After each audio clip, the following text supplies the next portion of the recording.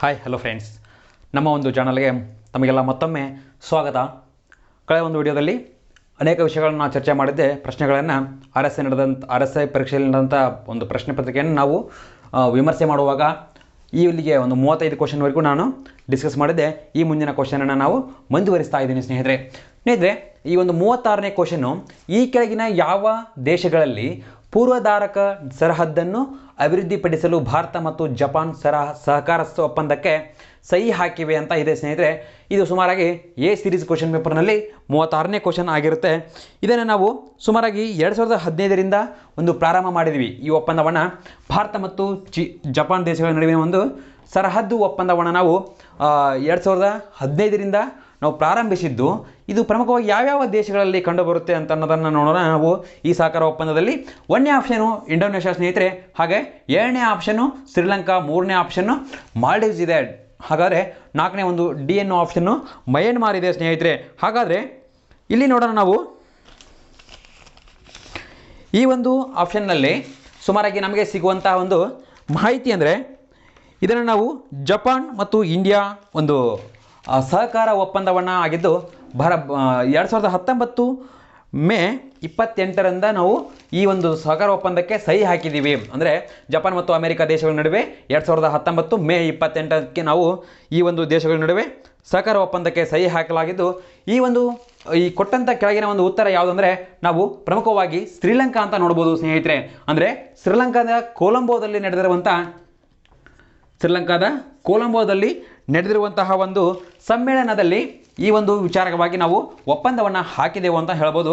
ಹಾಗಾದರೆ ಈ ಒಂದು 4 ಆಪ್ಷನ್ನಲ್ಲಿ ಇಂಡೋನೇಷ್ಯಾ, ಶ್ರೀಲಂಕಾ, ಮಾಲ್ಡೀವ್ಸ್ ಮತ್ತು ಮಯನ್ಮಾರ್ನಲ್ಲಿ ಶ್ರೀಲಂಕಾ ದೇಶ ನಾವು ಈಕೆ ಒಪ್ಪಂದಕ್ಕೆ ಸಹಿ ಹಾಕಿವೆ ಅಂತಂದು ಶ್ರೀಲಂಕಾ ಒಂದು ಒಪ್ಪಂದ ಹೇಳುತ್ತೆ ಸ್ನೇಹಿತರೆ. ಹಾಗಾದರೆ ನಮ್ಮ ಆನ್ಸರು ಶ್ರೀಲಂಕಾ ಆಗಿದೆ.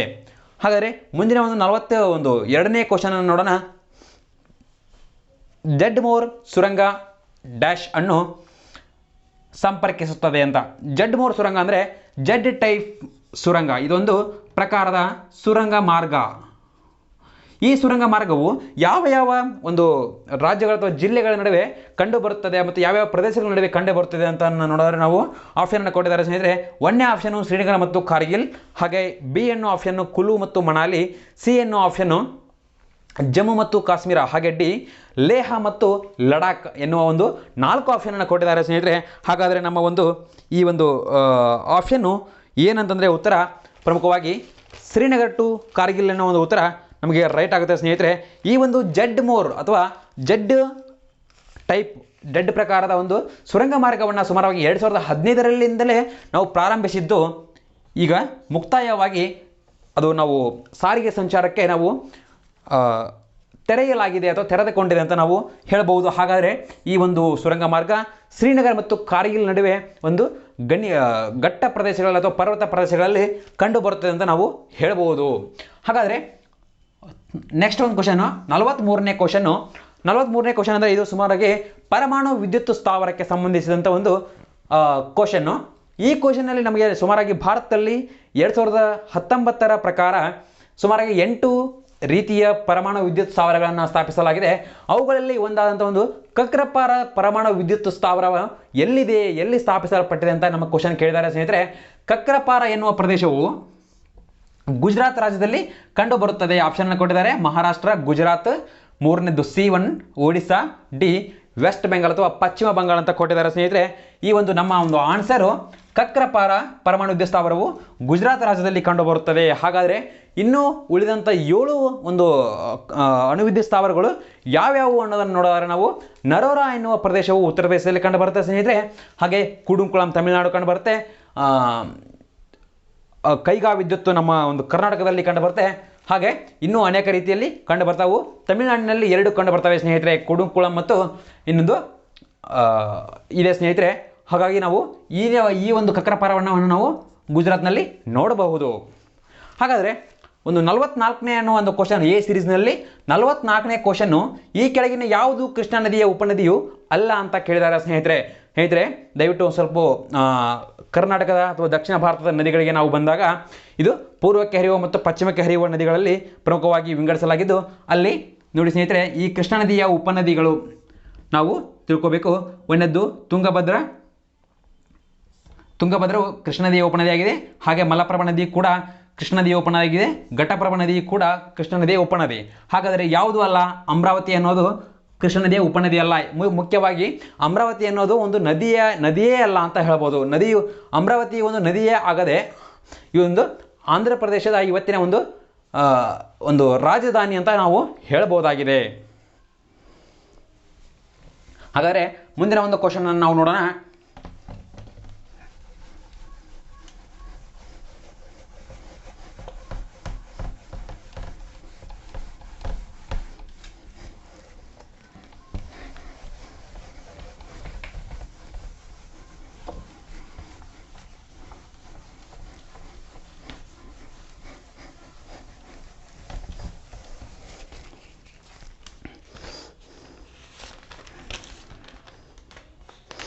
ನೆಕ್ಸ್ಟ್ ಬಂದು ಸ್ನೇಹಿತರೆ, ಒಂದು 47ನೇ ಕ್ವಶನು. ಎ ಸೀರೀಸಲ್ಲಿ 47ನೇ ಕ್ವಶನನ್ನು ಕೇಳಿದ್ದಾರೆ. ಭಾರತದ ಏಕೈಕ ನೋಡಿ ಸ್ನೇಹಿತರೆ, ಈ ನಮ್ಮ ಒಂದು ಚಾನಲ್ಗೆ ಬಂದಾಗ ಸುಮಾರಾಗಿ ಈ ಜ್ವಾಲಾಮುಖಿ ಅನ್ನೋ ವಿಷಯವನ್ನು ಚರ್ಚಿಸುವಾಗ ನಾನು ಹೇಳಿದ್ದೆ, ಭಾರತದಲ್ಲಿ ಕಂಡುಬರುವಂಥ ಜ್ವಾಲಾಮುಖಿ ದ್ವೀಪ ಯಾವುದು, ಅಲ್ಲಿ ಕಂಡುಬರುವಂಥ ಜ್ವಾಲಾಮುಖಿಗಳ ಹೆಸರುಗಳು ಏನು ಅನ್ನೋದನ್ನು ನಾನು ಡಿಸ್ಕಸ್ ಮಾಡಿದ್ದೆ ಸ್ನೇಹಿತರೆ. ಅದೇ ರೀತಿ ಈ ಒಂದು ಪ್ರಶ್ನೆಯ ಆಧಾರದ ಮೇಲೆ ಜ್ವಾಲಾಮುಖಿಯನ್ನು ಕ್ವಶನ್ ರೈಸ್ ಆಗಿರೋದನ್ನು ನಾವು ನೋಡ್ತಾ ಇದ್ದೀವಿ. ಭಾರತದ ಏಕೈಕ ಜ್ವಾಲಾಮುಖಿ ದ್ವೀಪ ಯಾವುದು ಅಂತ ಕೇಳಿದರೆ ಕ್ವಶನ್ನು. ಹಾಗಾದರೆ ಆಪ್ಷನ್ನು ಒಂದನೇದ್ದು ಎ ಅನ್ನೋದು ಆಪ್ಷನ್ನು ಲಕ್ಷದ್ವೀಪ. ಹಾಗಾದರೆ ಆಪ್ಷನ್ ಬಿ ಪೋರ್ಟ್ ಬ್ಲೇರ್.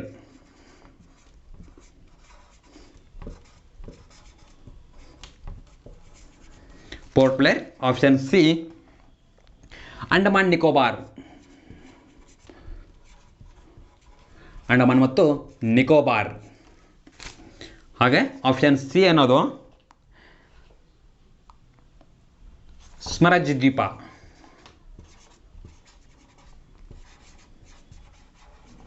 ನೋಡಿ ಸ್ನೇಹಿತರೆ, ಆಪ್ಷನ್ ಎ ಅನ್ನೋದು ಲಕ್ಷದ್ವೀಪ ಒಂದು ಭಾರತದ ಒಂದು ಪಶ್ಚಿಮ ಒಂದು ಸಮುದ್ರದಲ್ಲಿರುವಂಥ ಅರಬ್ಬಿ ಸಮುದ್ರದಲ್ಲಿರುವಂಥ ಒಂದು ದ್ವೀಪವಾಗಿದೆ.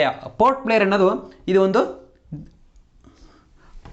ರಾಜಧಾನಿ, ಕೇಂದ್ರಾಡಳಿತ ಪ್ರದೇಶದ ಒಂದು ರಾಜಧಾನಿಯಾಗಿದ್ದು ಅಂಡಮಾನ್ ನಿಕೋಬಾರ್ ಹಾಗೆ ಒಂದು ಈ ಬಂಗಾಳ ಕೊಲ್ಲಿಯಲ್ಲಿ ಅಥವಾ ದಕ್ಷಿಣ ಭಾರತದಲ್ಲಿ ಒಂದು ಆಗ್ನೇಯ ಭಾಗ ಕಂಡುಬರುವಂಥ ಒಂದು ದ್ವೀಪವಾಗಿದ್ದು, ಇಲ್ಲಿ ಪ್ರಮುಖವಾಗಿ ಎರಡು ರೀತಿಯ ಜ್ವಾಲಾಮುಖಿಗಳು ಕಂಡುಬರ್ತವೆ. ಒಂದನೇದು ಬ್ಯಾರನ್ ಮತ್ತು ಎರಡನೇದ್ದು ನಾರ್ಕೊಂಡಮ್ ಅಂತ.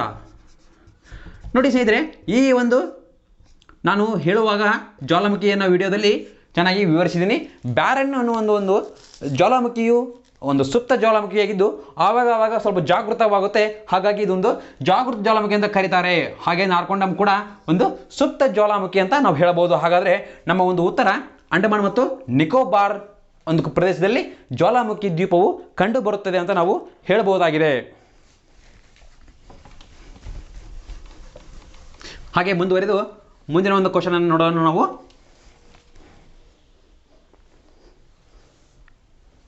ಕೆಳಗಿನ ಯಾವುದಕ್ಕೆ GI ಟ್ಯಾಗ್ ಇಲ್ಲ ಅಂತ. ನೋಡಿ ಸ್ನೇಹಿತರೆ, 49ನೇ ಕ್ವಶನ್ನು. 49ನೇ ಕ್ವಶನ್ಗೆ ಬಂದ್ಬಿಟ್ಟು ಕೆಳಗಿನ ಯಾವುದಕ್ಕೆ GI ಟ್ಯಾಗ್, ಇದು ಕೂಡ ಜಾಗ್ರಫಿ ವಿಷಯದಲ್ಲಿ ಬರುವಂತಹ ಒಂದು ವಿಷಯವಾಗಿದ್ದು GI ಟ್ಯಾಗ್ ಇರುವುದಿಲ್ಲ ಅಂತ. ನೋಡಿ ಸ್ನೇಹಿತರೆ, GI ಟ್ಯಾಗ್ ಅಂದರೆ ಜಿ ಅಂದರೆ ಜಾಗ್ರಫಿಕಲ್, ಐ ಅಂದರೆ ಇನ್ಫಾರ್ಮೇಷನ್, ಜಾಗ್ರಫಿಕಲ್ ಇನ್ಫಾರ್ಮೇಷನ್ ಟ್ಯಾಗ್ ಅಂತ. ಅಂದರೆ ಭೌಗೋಳಿಕ ಸೂಚ್ಯಂಕ ಒಂದು ತೋರಿಸುವಂಥ ಒಂದು ಟ್ಯಾಗ್ ಅಂತ ನಾವು ಹೇಳ್ಬೋದು. ಹಾಗೆ ಆಪ್ಷನ್ ಅನ್ನು ನೋಡೋಣ. Option A Coorg coffee. Option A Coorg arabica coffee. ನೋಡಿ ಸ್ನೇಹಿತರೆ, ಕಾಫಿಯ ಪ್ರಮುಖ ವಿಧಗಳು 3 ರೀತಿಯ ಒಂದು ವಿಧಗಳಿದ್ದು ಕಾಫಿಯಲ್ಲಿ ಅರೇಬಿಕಾ ಕಾಫಿ, ರೋಬಸ್ಟ್ ಕಾಫಿ ಮತ್ತು ಲೈಬೇರಿಕಾ ಕಾಫಿ ಅನ್ನೋದನ್ನು ನಾವು 3 ವಿಧಗಳನ್ನು ನಾವು ನೋಡ್ತೀವಿ ಸ್ನೇಹಿತರೆ. ಹಾಗಾಗಿ ಈ ಒಂದು ಅರೇಬಿಕಾ ಕಾಫಿಯನ್ನು ನಮ್ಮ ಕರ್ನಾಟಕದಲ್ಲಿ ಹೆಚ್ಚಾಗಿ ಬೆಳೀತಾರೆ.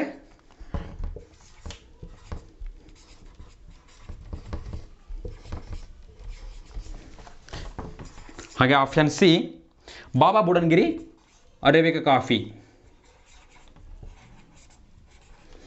ಬಾಬಾ Budangiri arabica coffee.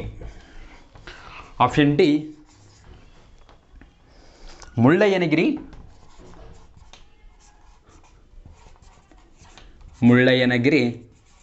Arabica coffee.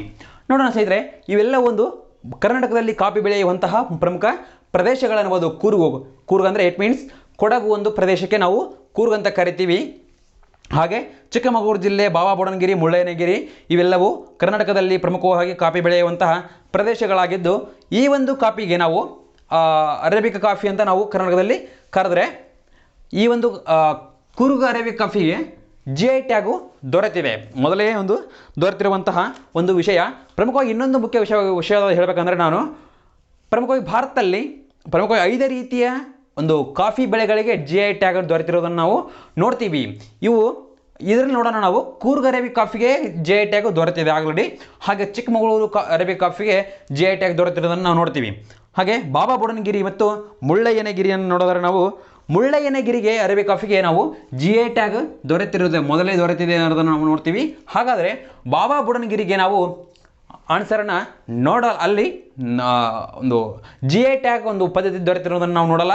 ಹಾಗಾದರೆ ನಮ್ಮ ಆನ್ಸರು ಈ ಒಂದು ಬಾಬಾ ಬುಡನ್ಗಿರಿ ಅರೇಬಿಕಾ ಕಾಫಿ ಆಗುತ್ತೆ. ಹಾಗಾದರೆ ಭಾರತದಲ್ಲಿ ಪ್ರಮುಖವಾಗಿ 5 ರೀತಿಯ GI ಟ್ಯಾಗ್ ಪಡೆದಿರುವಂಥ ಪ್ರದೇಶಗಳು ಅಂತ ಹೇಳಿದೆ. ಇನ್ನೆರಡು ಪ್ರದೇಶಗಳು ಯಾವುವು ಅಂತಂದರೆ, ಒಂದನೇದ್ದು ಕೂರ್ಗ್ ಅರೇಬಿಕಾ, ಎರಡನೇದ್ದು ಚಿಕ್ಕಮಗಳೂರು, ಮೂರನೇದ್ದು ಮುಳ್ಳಯ್ಯನಗಿರಿ. ಹಾಗೆ 4ನೇ ಒಂದು ಕಾಫಿ ಅಂದರೆ ಆಂಧ್ರ ಪ್ರದೇಶದ ಅರಕು ಅರೇಬಿಕಾ ಕಾಫಿ ಅಂತ ನಾವು ಹೇಳಬಹುದಾಗಿದೆ. Araku arabica coffee. ಹಾಗೆ 5ನೇ ಒಂದು ಕಾಫಿ ವಿಧ ಅಂದರೆ ಕೇರಳದ ರೋಬೋಸ್ಟಾ ಕಾಫಿ. ನೋಡಿ, ಈ ರೋಬೋಸ್ಟಾ ಅನ್ನೋದು ಕೂಡ ಕಾಫಿಯ ಒಂದು ವಿಧಗಳಲ್ಲಿ ಒಂದಾಗಿದ್ದು, ಇದು ಕೂಡ ಒಂದು GI ಟ್ಯಾಗನ್ನು ಪಡೆದಿರುವಂಥದ್ದು ನಾವು ನೋಡ್ಬೋದು.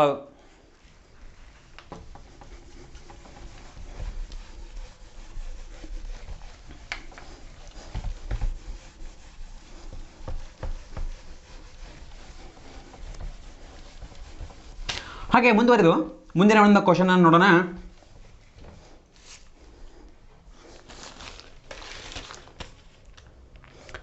ಒಂದು 50ನೇ ಕ್ವಶನ್ನು ನೀನು ನಡೆದಿರುವಂಥ ಎಕ್ಸಾಮಲ್ಲಿ ಎ ಸೀರೀಸಲ್ಲಿ 50ನೇ ಕ್ವಶನ್ನು ಸ್ನೇಹಿತರೆ, ಶೇವರಾಯ ಬೆಟ್ಟಗಳು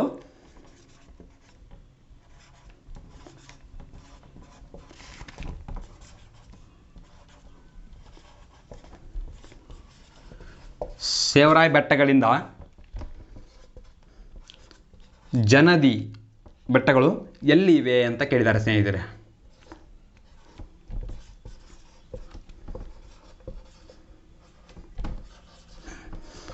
ಹಾಗಾದರೆ 1ನೇ ಆಪ್ಷನ್ ಏನು ಕೊಟ್ಟಿದ್ದಾರೆ ಅಂದರೆ ಕೊಂಕಣ ಕರಾವಳಿ.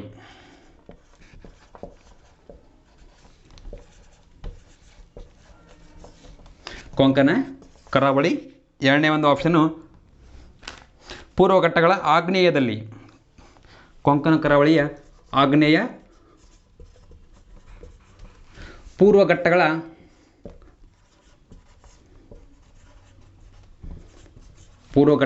ಆಗ್ನೇಯ. ಹಾಗೆ C1 ಪಶ್ಚಿಮ ಘಟ್ಟಗಳ ಆಗ್ನೇಯ.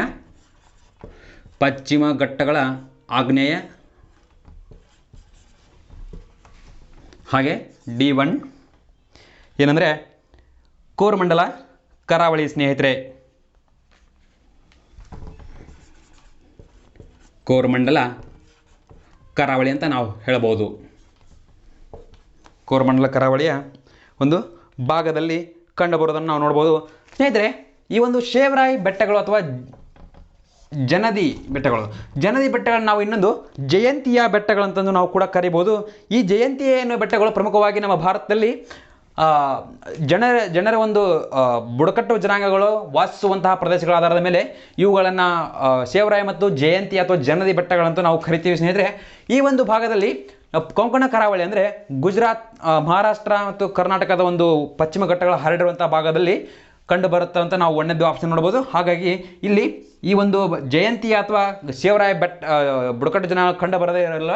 ಹಾಗಾಗಿ ಇಲ್ಲಿ ಕೂಡ ಕೊಂಕಣ ಕರಾವಳಿಯಲ್ಲಿ ಶೇವರಾಯಿ ಅಥವಾ ಜಯಂತಿಯ ಬೆಟ್ಟಗಳು ಕಂಡುಬರೋದಿಲ್ಲ. ಹಾಗಾಗಿ ಪೂರ್ವ ಘಟ್ಟಗಳಲ್ಲೂ ಕೂಡ ಕಂಡುಬರೋದಿಲ್ಲ, ಪಶ್ಚಿಮ ಘಟ್ಟಗಳಲ್ಲೂ ಕಂಡುಬರೋದಿಲ್ಲ. ಹಾಗಾದರೆ ಎಲ್ಲಿ ಕಂಡುಬರ್ತವೆ ಅಂದರೆ ಇವು ಶೇವರಾಯಿ ಅಥವಾ ಜಯಂತಿಯ ಬೆಟ್ಟಗಳು ಪ್ರಮುಖವಾಗಿ ಕೋರಮಂಡಲ ಕರಾವಳಿ, ತಮಿಳುನಾಡು. ನೋಡಿ ಸ್ನೇಹಿತರೆ, ಈ ಭಾಗದಲ್ಲಿ ಕಂಡು ಬರ್ತವೆ. ಆಗ್ನೇಯ ಭಾಗದಲ್ಲಿ, ಭಾರತದ ಆಗ್ನೇಯ ಭಾಗ ಅಂದರೆ ಈ ಭಾಗದಲ್ಲಿ ಕಂಡು ಬರ್ತಾವೆ ಸ್ನೇಹಿತರೆ. ಇವುಗಳನ್ನು ನಾವು ಜಯಂತಿ ಅಥವಾ ಶೇವರಾಯಿ ಬೆಟ್ಟಗಳಂತ ಕರಿತೀವಿ.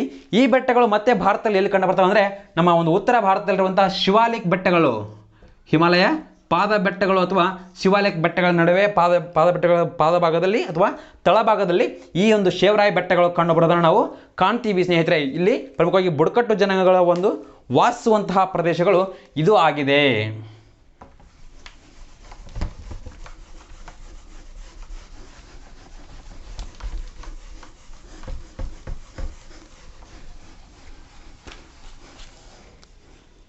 ಹಾಗೆ ನೆಕ್ಸ್ಟ್ ಕ್ವಶನ್ ನಾವು ನೋಡೋಣ. 51ನೇ ಕ್ವಶನ್ನು 51. ಕೆಳಗಿನ ಯಾವ ರಾಜ್ಯಗಳಲ್ಲಿ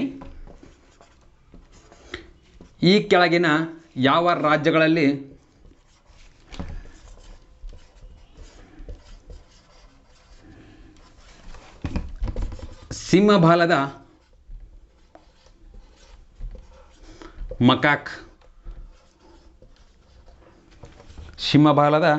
ಮಕಾಕ್ ಅದರ ನೈಸರ್ಗಿಕ ಆವಾಸಸ್ಥಾನ ಕಂಡುಬರುತ್ತದೆ? ಅದರ ನೈಸರ್ಗಿಕ ಆವಾಸಸ್ಥಾನ ಕಂಡುಬರುತ್ತದೆ ಅಂತ ಕೇಳಿದ್ದಾರೆ. ಆವಾಸಸ್ಥಾನ, ಆವಾಸ ಅಂದರೆ ಅವು ಸಿಂಹಬಾಲದ ಮಕಾಕಗಳು ಲಯನ್ ಟೇಲ್ ಮಕಾಕ್ ಅಂತ ಕರೀತಾರೆ ಸ್ನೇಹಿತರೆ. ಈ ಒಂದು ಮಕಾಕಗಳು ಪ್ರಾಣಿಗಳು ಅಳಿವಿನಂಚಿನಲ್ಲಿರುವಂತಹ ಪ್ರಮುಖ ಒಂದು ಪ್ರಾಣಿಗಳ ಜಾತಿಗೆ ಸೇರಿದಂಥ ಪ್ರಾಣಿಗಳಾಗಿದ್ದು ಇವುಗಳು ನಮ್ಮ ಭಾರತದಲ್ಲಿ ಎಲ್ಲಿ ಕಂಡು ಬರ್ತವೆ ಅಂತ ಕ್ವಶನ್ ಕೇಳಿ ಕೆಳಗಡೆ ಆಪ್ಷನನ್ನು ಕೊಟ್ಟಿದ್ದಾರೆ. ತಮಿಳುನಾಡು TN ತಮಿಳುನಾಡು ಅಂತ, ಕರ್ನಾಟಕ, ಹಾಗೆ Kerala A option, B option Kerala, Goa, Karnataka. Kerala, Goa, Karnataka. Option C Kerala, Tamil Nadu, TN ಹಾಗೆ ಗೋವಾ ಅಂತ ಇದೆ. ಹಾಗಾದರೆ ಫೋರ್ತ್ ಆಪ್ಷನ್ನು ಏನಿದೆ ಅಂದರೆ ಕೇರಳ, ಗೋವಾ, ಉತ್ತರಾಖಂಡ. ಕೇರಳ, ಗೋವಾ, ಉತ್ತರಾಖಂಡ ಅಂತ ನಾವು 4ನೇ ಒಂದು ಆಪ್ಷನನ್ನು ನಾವು ನೋಡಬಹುದಾಗಿದೆ. ನೋಡೋಣ, ಇಲ್ಲಿ ಒಂದು ಈ ಸಿಂಹಬಾಲದ ಮಕಾಕ್ ಎನ್ನುವ ಒಂದು ಅಳಿವಿನಂಚಿನಲ್ಲಿರುವಂಥ ಪ್ರಾಣಿಯು ಯಾವ ರಾಜ್ಯದಲ್ಲಿ ಕಂಡು ಬರುತ್ತದೆ ಅಂದರೆ ತಮಿಳುನಾಡು, ಕರ್ನಾಟಕ ಮತ್ತು ಕೇರಳದಲ್ಲಿ ಕಂಡು ಬರೋದನ್ನು ನಾವು ನೋಡ್ತೀವಿ. ಯಾಕಂದರೆ ಈ ಒಂದು ಪಶ್ಚಿಮ ಘಟ್ಟಗಳ ಒಂದು ಘಟ್ಟ ಪ್ರದೇಶಗಳಲ್ಲಿ ಬರುವಂಥ ಪ್ರಮುಖ ರಾಜ್ಯಗಳಾದಂಥ ತಮಿಳುನಾಡಾಗಿರ್ಬೋದು, ಕರ್ನಾಟಕ ಆಗಿರ್ಬೋದು, ಕೇರಳಗಳಾಗಿರ್ಬೋದು ಅವೆಲ್ಲ ಒಂದು ನಿತ್ಯ ಹರಿದ್ವರ್ಣ ಕಾಡುಗಳಿಂದ ಕೂಡಿದ್ದು ಆ ಒಂದು ಪ್ರಾಣಿಗಳಿಗೆ ಆವಾಸ ಸ್ಥಾನ ಅಥವಾ ವಾಸವನ್ನು ನೀಡಿದಂಥ ಒಂದು ಪ್ರದೇಶಗಳು ನಮ್ಮ ಒಂದು ಭಾರತದಲ್ಲಿ ಇವೆ ಅಂತ ನಾವು ನೋಡ್ಬೋದು. ಹಾಗಾದರೆ ನಮ್ಮ ಉತ್ತರ ತಮಿಳುನಾಡು, ಕರ್ನಾಟಕ ಮತ್ತು ಕೇರಳ ಅಂತ ನಾವು ನೋಡ್ಬೋದಾಗಿದೆ ಸ್ನೇಹಿತರೆ.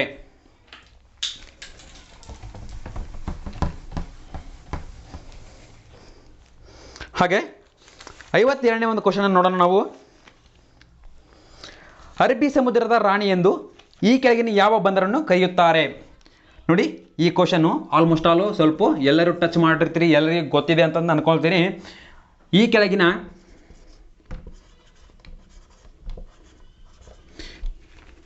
ಯಾವ ಬಂದರನ್ನು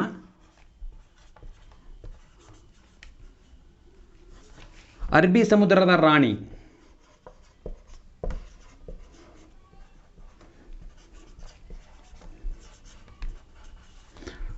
ಎಂದು ಕರೆಯುತ್ತಾರೆ?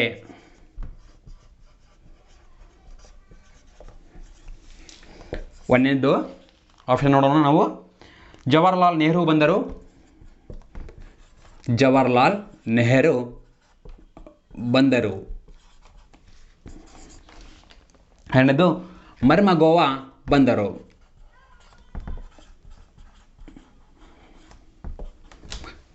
ಹಾಗೆ ಆಪ್ಷನ್ 3 ಆಪ್ಷನ್ ಮೂರನೇ ಆಪ್ಷನ್ ನೋಡಿದ್ರೆ ನಾವು ಕೊಚ್ಚಿ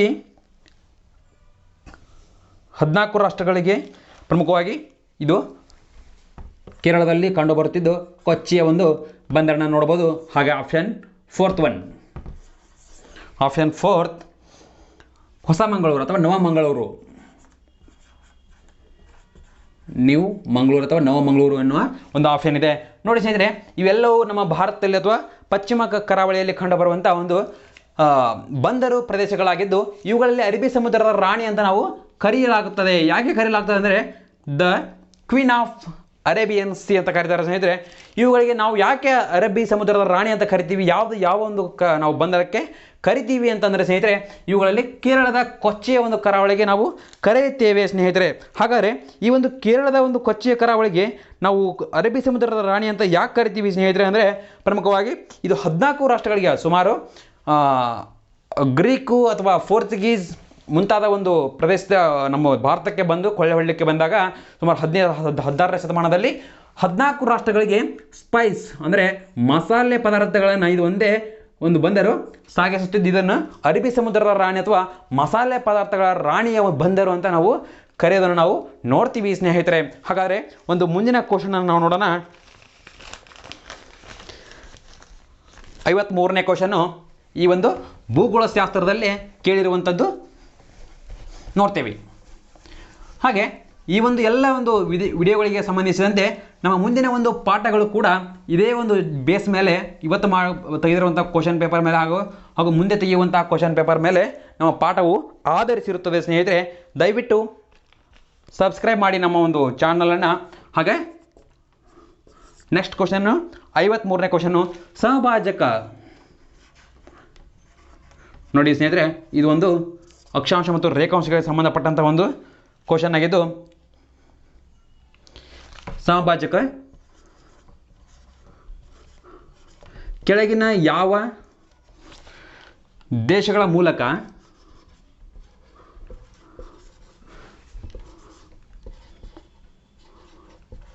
ಹಾಯ್ದು ಹೋಗುತ್ತದೆ ಅಂತ ಕೇಳಿದ್ದಾರೆ. ನೋಡಿ ಸ್ನೇಹಿತರೆ, ತುಂಬ ಇಂಪಾರ್ಟೆಂಟ್ ಕ್ವಶನ್ ಇದು. ಮುಂದೆ ಎಕ್ಸಾಮಲ್ಲಿ ಕೂಡ ಬರ್ಬೋದು, ಮುಂದೆ ನಡೆಸುವಂಥ ಎಕ್ಸಾಮಲ್ಲಿ. ಹಾಗಾಗಿ ಎ ಆಪ್ಷನ್ನು ಏನು ಕೊಟ್ಟಿದ್ದಾರೆ ಅಂದರೆ ಮಲೇಷ್ಯಾ ಅಂತ. ಮಲೇಷ್ಯಾ,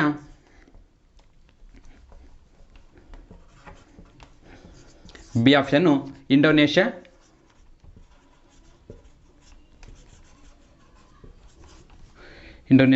ಹಾಗೆ C option Kenya, D option Uganda, Africa ಖಂಡದಲ್ಲಿ ಬರುವಂಥ ಉಗಾಂಡ ದೇಶಗಳು. ನೋಡೋಣ ನಾವು ಸಮಭಾಜಕ ವೃತ್ತಗಳು ಪ್ರಮುಖವಾಗಿ ಪ್ರಪಂಚದಲ್ಲಿ ನಟ್ಟ ನಡುವೆ ಕಂಡುಬರ್ತಿದ್ದು ಇದನ್ನು 0 ಡಿಗ್ರಿ ಅಕ್ಷಾಂಶ ಅಂತ ನಾವು ಕರಿತೀವಿ ಸ್ನೇಹಿತರೆ. ಹಾಗಾದರೆ ಈ 0 ಡಿಗ್ರಿ ಅಕ್ಷಾಂಶಗಳು ಪ್ರಮುಖವಾಗಿ ಪ್ರಪಂಚದಲ್ಲಿ ಯಾವ್ಯಾವ ಖಂಡಗಳ ಮೇಲೆ ಹಾದು ಹೋಗ್ತವೆ ಮತ್ತು ಯಾವ್ಯಾವ ದೇಶಗಳ ಮೇಲೆ ಹಾದು ಹೋಗ್ತವೆ ಅನ್ನೋದನ್ನು ನಾವು ನೋಡೋಣ. ನೋಡಿ ಸ್ನೇಹಿತರೆ, ಈ ಒಂದು ಸಮಭಾಜಕ ವೃತ್ತವು ಪ್ರಪಂಚದಲ್ಲಿ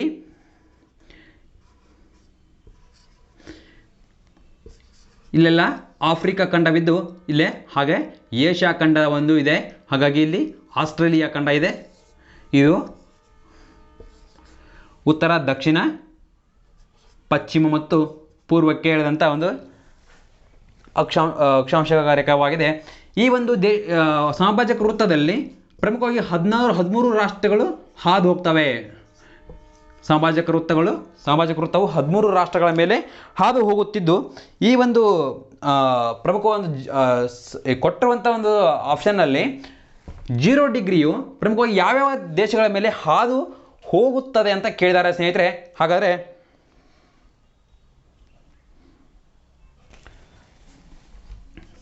ಹಾದು ಹೋಗುವುದಿಲ್ಲ ಅಂತ ಕೇಳಿದ್ದಾರೆ. ಸಾರಿ ಸ್ನೇಹಿತರೆ, ಹಾದು ಹೋಗುವುದಿಲ್ಲ.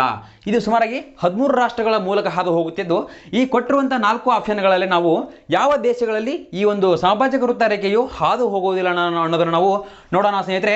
ಹಾಗಾದರೆ ಈ ಭಾಗದಲ್ಲಿ ಇಂಡೋನೇಷ್ಯಾ ಬರುತ್ತೆ ಸ್ನೇಹಿತರೆ, ಇಲ್ಲಿ ಸ್ವಲ್ಪ ಭಾಗದಲ್ಲಿ ಮಲೇಷ್ಯಾ ಬರುತ್ತೆ. ಹಾಗಾಗಿ ಇಲ್ಲಿ ಕೀನ್ಯಾ, ಈ ಒಂದು ಭಾಗದಲ್ಲಿ ಕೀನ್ಯಾ ಬರುತ್ತೆ. ಇಲ್ಲಿ ದಕ್ಷಿಣಕ್ಕೆ ಉಗಾಂಡ ಬರುತ್ತೆ. ಆಫ್ರಿಕಾದ ಒಂದು ಈಶಾನ್ಯ ಭಾಗದಲ್ಲಿ ಕೀನ್ಯಾ ಮತ್ತು ಉಗಾಂಡ ಬರ್ತವೆ. ಇಂಡೋನೇಷ್ಯಾ ಭಾರತದ ಒಂದು 66 ಡಿಗ್ರಿ ಕೆಳಗಡೆ ಇಂಡೋನೇಷ್ಯಾ ಬರುತ್ತೆ. ಮಲೇಷ್ಯಾ ಸ್ವಲ್ಪ ಮೇಲ್ಭಾಗದಲ್ಲಿ ಬರುತ್ತೆ. ಹಾಗಾದರೆ ಸ್ನೇಹಿತರೆ, ಮಲೇಷ್ಯಾದಲ್ಲಿ ನಾವು ಒಂದು ಸಮಭಾಜಕ ವೃತ್ತವು ಹಾದು ಹೋಗದೇ ಇರೋದನ್ನು ನಾವು ಇಲ್ಲಿ ನೋಡಬಹುದಾಗಿದೆ. ಹಾಗಾದರೆ ಎಷ್ಟು ರಾಷ್ಟ್ರಗಳ ಮೂಲಕ ಹಾದು ಹೋಗುತ್ತದೆ ಅಂದರೆ ಸಮಭಾಜಕ ವೃತ್ತ 13 ರಾಷ್ಟ್ರಗಳ ಮೂಲಕ ಹಾದು ಹೋಗುತ್ತದೆ. ಎಲ್ರಿಗೂ ನೆನಪಿರಲಿ ಸ್ನೇಹಿತರೆ. ಹಾಗಾದರೆ ಮುಂದಿನ ಒಂದು ಕ್ವಶನ್ಗೆ ನಾವು ಹೋಗೋಣ.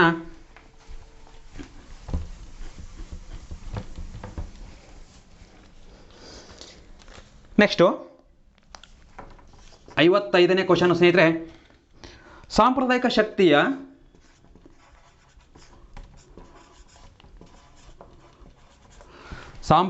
ಶಕ್ತಿಯ ಮೂಲ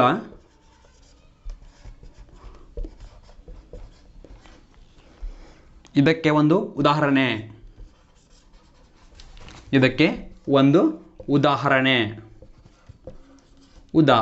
ಅಂತ ನೋಡಿ ಸ್ನೇಹಿತರೆ. ಆಪ್ಷನ್ ಕೊಟ್ಟಿದ್ದಾರೆ.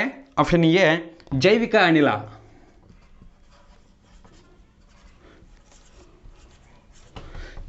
ಅನಿಲ, ಆಪ್ಷನ್ ಬಿ ಸೌರಶಕ್ತಿ, ಆಪ್ಷನ್ ಸಿ ಉರುವಲು ಸುಡುವುದು,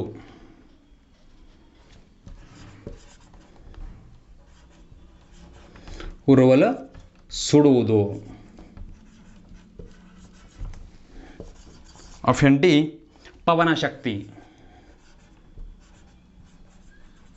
ನೋಡಿ, ಈ ಒಂದು ಶಕ್ತಿ ಸಂಪನ್ಮೂಲ ಅಥವಾ ನೈಸರ್ಗಿಕ ಸಂಪನ್ಮೂಲಗಳಲ್ಲಿ ಪ್ರಮುಖವಾಗಿ ಸಾಂಪ್ರದಾಯಿಕ ಮತ್ತು ಅಸಾಂಪ್ರದಾಯಿಕ ಅಥವಾ ರಿನ್ಯೂವೇಬಲ್, ನಾನ್ ರಿನ್ಯೂವೇಬಲ್ ಸಂಪನ್ಮೂಲಗಳೆಂದು 2 ವಿಭಾಗಗಳಾಗಿ ವಿಂಗಡಿಸಲಾಗಿದ್ದು, ಮರು ಉತ್ಪಾದಿಸಲಾಗದ ಅಂತಂದು ನಾವು ಪ್ಯೂರ್ ಕನ್ನಡದಲ್ಲಿ ಕರೀಬಹುದಾಗಿದೆ. ಹಾಗಾದರೆ ಜೈವಿಕ ಅನಿಲಗಳು ಯಾವ್ಯಾವು ಅಂದರೆ ನೋಡಿ, ಸಾಂಪ್ರದಾಯಿಕ ಅಂದರೆ ಮುಗಿದು ಹೋಗುವಂತಹ ಒಂದು ಶಕ್ತಿ ಸಂಪನ್ಮೂಲಗಳಿಗೆ ಈ ಸಾಂಪ್ರದಾಯಿಕ ಶಕ್ತಿ ಸಂಪನ್ಮೂಲಗಳು ಸೇರುತ್ತಿದ್ದು, ಜೈವಿಕ ಅನಿಲಗಳಿಂದ ಉತ್ಪಾದನೆಯಾದಂಥ ಅಂದರೆ ಸಸ್ಯಗಳು ಮತ್ತು ಪ್ರಾಣಿಗಳ ಒಂದು ಅವಶೇಷಗಳು ಭೂಮಿಯ ಒಳಗಡೆ ಅಂತರಾಳ ಭಾಗದಲ್ಲಿ ಕೊಳೆತು ಹೋಗಿ ಅವು ಪೆಟ್ರೋಲಿಯಂ ಮತ್ತು ಕಲ್ಲಿದ್ದಲು, ಡೀಸೆಲ್ ಮುಂತಾದ ಒಂದು ಜೈವಿಕ ಅನಿಲಗಳನ್ನು ಉತ್ಪಾದಿಸುವಂತಹ ಒಂದು ಸಂಪನ್ಮೂಲಗಳಾಗಿವೆ ಅಂತ ನಾವು ಹೇಳಬಹುದಾಗಿದೆ.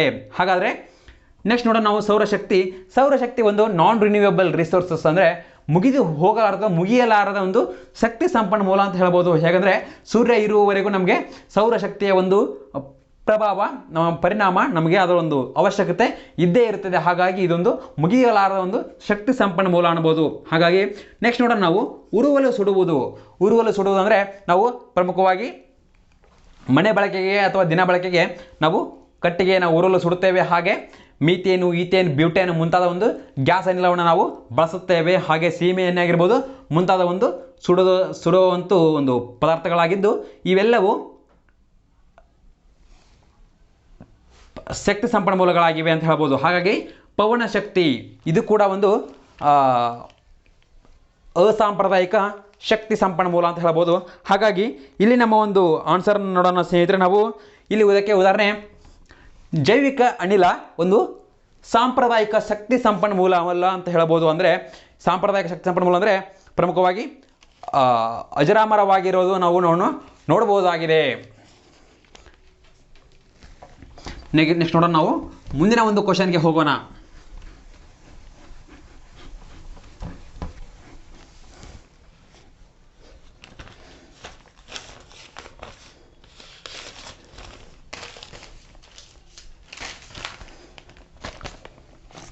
ಐವತ್ತ 6ನೇ ಕ್ವಶನ್ಗೆ ಹೋಗೋಣ ನೋಡೋಣ ಸ್ನೇಹಿತರೆ. ನಾವು ಪ್ರಮುಖವಾಗಿ ಇವುಗಳಲ್ಲಿ ಹಳೆಯ ಪಟ್ಟು ಪರ್ವತಗಳು ಅಂತ ಕೇಳಿದ್ದಾರೆ ಸ್ನೇಹಿತರೆ.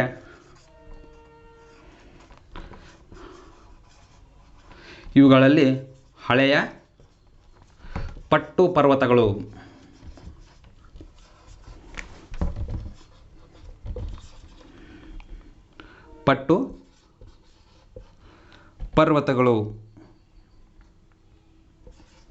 ಅಂತ ಕೇಳಿದರೆ, ಪಟ್ಟು ಪರ್ವತ ಅಂದರೆ ಇಟ್ ಮೀನ್ಸ್ ಇದೊಂದು ಅವಶೇಷ ಪರ್ವತ ಅಥವಾ ನಾವು ಅವಶೇಷಕ್ಕೆ ಈಡಾದಂಥ ಒಂದು ಅಥವಾ ನಶಿಸಿ ಹೋದಂಥ ಒಂದು ಪರ್ವತವಾಗಿದ್ದ ನಾವು ಇದನ್ನು ಆಪ್ಷನ್ ನೋಡ್ಬೋದು. ಪ್ರಮುಖವಾಗಿ ಒಂದನೇದ್ದು ಆಲ್ಪ್ಸ್ ಪರ್ವತ,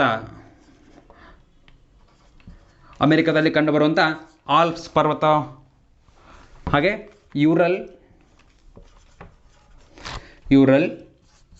ಥರ್ಡ್ ಆಪ್ಷನ್ನು ಅರಾವಳಿ ಪರ್ವತ.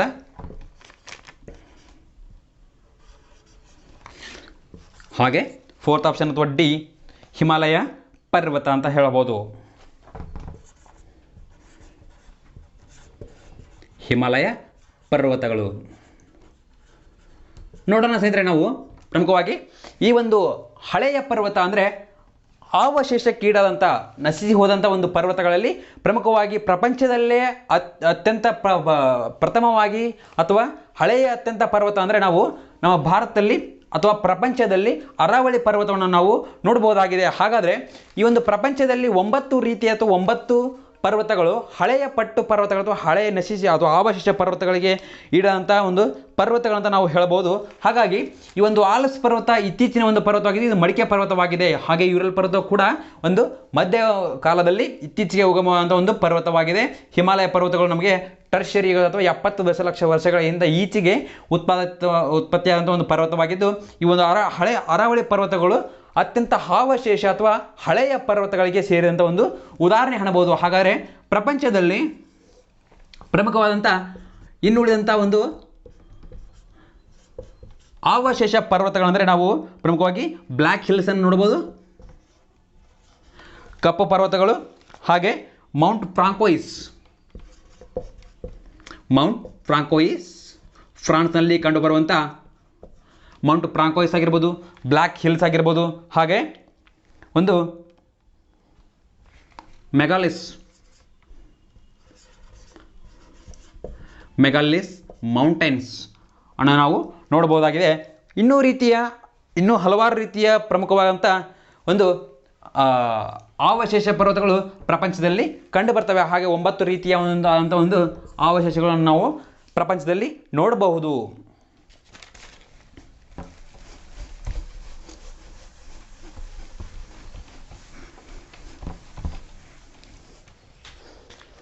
ಹಾಗೆ ನೋಡೋಣ ಸ್ನೇಹಿತರೆ, ನೆಕ್ಸ್ಟು 57ನೇ ಒಂದು ಕ್ವಶನನ್ನು ನೋಡೋಣ. ಈ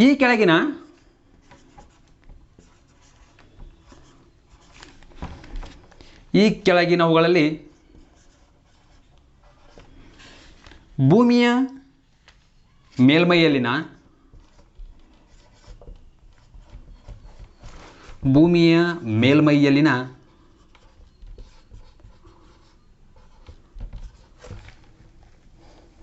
ನೀರಿನ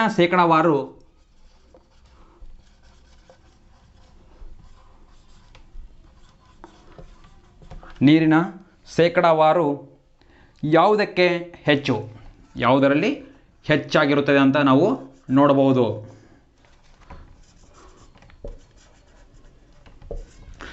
ನೋಡೋಣ. ಆಪ್ಷನ್ ಎ ಅಂತರ್ಜಲ ಅಥವಾ ಒಳನೀರು. ಜಾಲ ಅಲ್ಲ, ಹಾಗೆ ಒಳನೀರು. ಹಾಗೆ ಆಪ್ಷನ್ ಬಿ ಹಿಮಟೋಪಿ ಅಥವಾ ಹಿಮನದಿಗಳು, ಐಸ್ ಕ್ಯಾಪ್ಸ್ ಆ್ಯಂಡ್ ಐಸ್ಬರ್ಗ್ಸ್ ಅಂತ. ಹಿಮಟೋಪಿ ಅಥವಾ ಹಿಮನದಿಗಳು. ಹಾಗೆ ಆಪ್ಷನ್ ಸಿ ಸರೋವರಗಳು.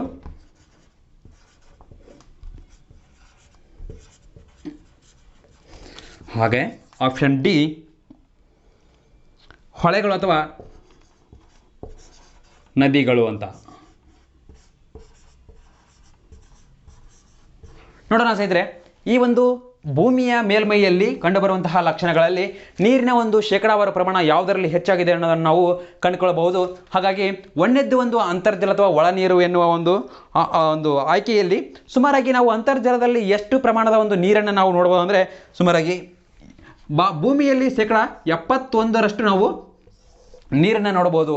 ಹಾಗೆ ಭೂಮಿಯ ಮೇಲೆ 71% ಆದರೆ ಸಮುದ್ರ ಮತ್ತು ಸಾಗರದಲ್ಲಿ ನಾವು ಒಟ್ಟಾರೆಯಾಗಿ ನಾವು ಸುಮಾರಾಗಿ 96% ನಾವು ಭೂಮಿ ಮತ್ತು ಸಾಗರದ ಮಧ್ಯದಲ್ಲಿ ನಾವು ನೀರಿನ ಒಂದು ಅಂಶವನ್ನು ಗಮನಿಸಬಹುದು. ಹಾಗಾದರೆ ಈ ಒಂದು ಅಂತರ್ಜಲ ಅಥವಾ ಒಳನೀರಿನ ಒಂದು ಅಂಶ ಎಷ್ಟು ಅಂದರೆ 30.1% ಅಂತ ನಾವು ಹೇಳ್ಬೋದು. 30.1% ಅಂತರ್ಜಲ ಅಥವಾ ಒಳನೀರಿನ ಅಂಶವಿದ್ದರೆ, ಹಾಗೆ ಹಿಮಟೋಪಿ ಅಥವಾ ಹಿಮನದಿಗಳು ಅಂದರೆ ಐಸ್ಬರ್ಗ್ಸ್ ಅಥವಾ ಹಿಮ ಅಂತ ಹೇಳ್ತೀವಲ್ಲ, ಅವುಗಳಲ್ಲಿ ಎಷ್ಟು ಕಂಡುಬರ್ತದೆ ಅಂದರೆ ಸುಮಾರಾಗಿ 68.9% ನಾವು ನೋಡಬಹುದು. ನೀರಿನ ಅಂಶವನ್ನು ಅಥವಾ ಅಂತರ್ಜಲ ಒಂದು ಪ್ರಕ್ರಿಯೆಯನ್ನು ನಾವು ಹಿಮಟೋಪಿ ಅಥವಾ ಹಿಮನದಿಗಳಲ್ಲಿ ನಾವು 68.7% ಕಂಡ್ರೆ, ಹಾಗೆ ಸರೋವರಗಳಲ್ಲಿ ಶೇಕಡ 20.9% ನಾವು ನೋಡಬಹುದು. ಹಳ್ಳಗಳು ಮತ್ತು ಹೊಳೆಗಳಲ್ಲಿ ಶೇಕಡ 0.49% ನಾವು ಗಮನಿಸಬಹುದಾಗಿದೆ. ಹಾಗಾದರೆ ಈ ಕೆಳಗಿನವುಗಳಲ್ಲಿ ಭೂಮಿಯ ಮೇಲ್ಮೈಯಲ್ಲಿನ ನೀರಿನ ಶೇಕಡಾವಾರು ಯಾವುದಕ್ಕೆ ಹೆಚ್ಚು ಅಂದರೆ ನೋಡೋಣ ಸ್ನೇಹಿತರೆ, ನಾವು ಈ ಒಂದು ಅಂಶವನ್ನು ನಾವು ಗಮನಿಸಬಹುದಾಗಿದೆ. ಶೇಕಡ 68.9% ಹೊಂದಿರುವಂಥ ಒಂದು ಹಿಮಟೋಪಿ ಅಥವಾ ಹಿಮನದಿಗಳು ಭೂಮಿಯ ಮೇಲೆ ಅಂತರ್ಜಲವನ್ನು ಹೆಚ್ಚಾಗಿ ಒಳಗೊಂಡಿವೆ ಅಂತ ನಮಗೆ ಗಮನಿಸಬಹುದಾಗಿದೆ.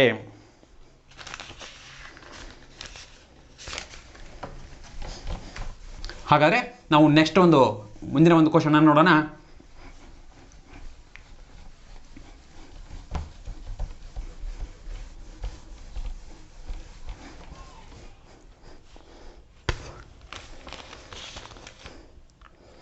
ಕ್ವಶನ್ ನಂಬರು 66 ಸ್ನೇಹಿತರೆ. ಎ ಸೀರೀಸಲ್ಲಿ ಕ್ವಶನ್ ನಂಬರ್ 56 ನಾವು ನೋಡೋದಾದರೆ, ಹೆಚ್ಚಿನ ಭೂಕಂಪನ ತೀವ್ರತೆಯ ವಲಯದ ಅಡಿಯಲ್ಲಿ ಹೆಚ್ಚಿನ ಭೂಕಂಪ ತೀವ್ರತೆಯ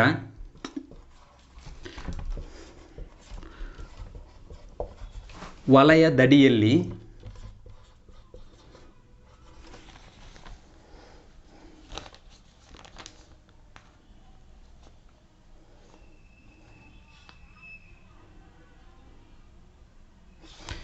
ಭೂಕಂಪ ತೀವ್ರತೆಯ ವಲಯದ ಅಡಿಯಲ್ಲಿ ಬರದಿರುವ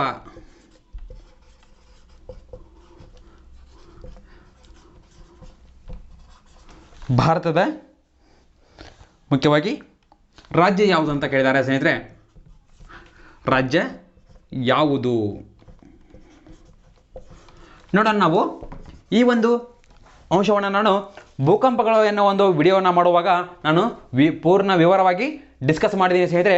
ಆ ಒಂದು ಅಂಶವನ್ನು ಮತ್ತೆ ಇಲ್ಲಿ ನೋಡೋದಾದ್ರೆ ನಾವು ಒಂದನೇದು ಒಂದು ಆಪ್ಷನ್ನು UP ಅಥವಾ ಉತ್ತರ ಪ್ರದೇಶ ಅಂತ ನೋಡ್ಬೋದು. ಹಾಗೆ ಕರ್ನಾಟಕ ಬಿ ಅನ್ನೋ ಆಪ್ಷನ್ನು ಕರ್ನಾಟಕ. ಆದರೆ ಸಿ ಆಪ್ಷನ್ ಏನಂದರೆ ಹಿಮಾಚಲ ಪ್ರದೇಶ ಅಥವಾ HP ಅಂತ ಹೇಳ್ಬೋದು. ನಾಲ್ಕನೇ ಒಂದು ಆಪ್ಷನ್ನು ಸಿಕ್ಕಿಂ. ನೋಡಿ ಸ್ನೇಹಿತರೆ, ಮುಖ್ಯವಾಗಿ ನಾವು ಗಮನಿಸಬೇಕಾಗಿರೋದು ಭಾರತದಲ್ಲಿ ಭೂಕಂಪ ವಲಯ ಯಾವುದು ಅಂತ ನಾವು ನೋಡೋದಾದ್ರೆ ಸ್ನೇಹಿತರೆ, ಭೂಕಂಪ ಅಥವಾ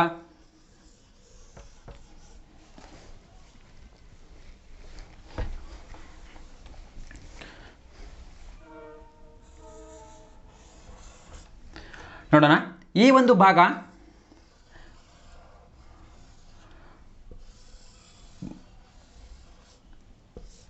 ಭಾರತದಲ್ಲಿ ಅತಿ ಹೆಚ್ಚು ಭೂಕಂಪಕ್ಕೆ ಒಳಗಾಗಿದ್ದು ಜಮ್ಮು ಕಾಶ್ಮೀರ ಆಗಿರ್ಬೋದು, ಹಿಮಾಚಲ ಪ್ರದೇಶ ಆಗಿರ್ಬೋದು, ಉತ್ತರಾಖಂಡ್ ಆಗಿರ್ಬೋದು, ಹಾಗೆ ಇಲ್ಲಿ ಸ್ವಲ್ಪ ಉತ್ತರ ಪ್ರದೇಶ ಆಗಿರ್ಬೋದು, ಸಿಕ್ಕಿಂ ಆಗಿರ್ಬೋದು, ಬಿಹಾರ ಆಗಿರ್ಬೋದು, ಹಾಗೆ ಮುಂದೆ ಬರುವಂಥ ಭೂತಾನ್ ಮುಂತಾದ ಒಂದು ಪ್ರದೇಶ ರಾಜ್ಯ ಅಥವಾ ದೇಶಗಳನ್ನು ನೋಡಿದರೆ ಈ ಭಾಗದಲ್ಲಿ ಅತಿ ಹೆಚ್ಚು ಕಂಡು ಬರುತ್ತಿದ್ದು ಸುಮಾರಾಗಿ ತೀವ್ರತೆಯ ಅಂಶ ಸುಮಾರಾಗಿ 5ಕ್ಕಿಂತ ಹೆಚ್ಚಿರುತ್ತದೆ ಅಂತ ನಾವು ಹೇಳ್ಬೋದು.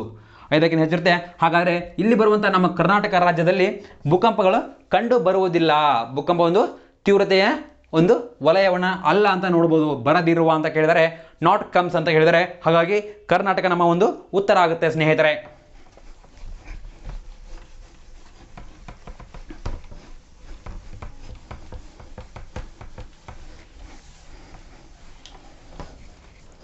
ನೋಡೋಣ, ನಾವು ಮುಂದಿನ ಒಂದು ಕ್ವಶನ್ಗೆ ಹೋಗೋಣ ಸ್ನೇಹಿತರೆ.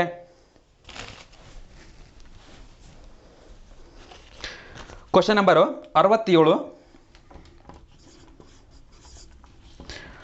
ಹತ್ತಿ ಕೈಗಾರಿಕೆಗೆ, ಹತ್ತಿ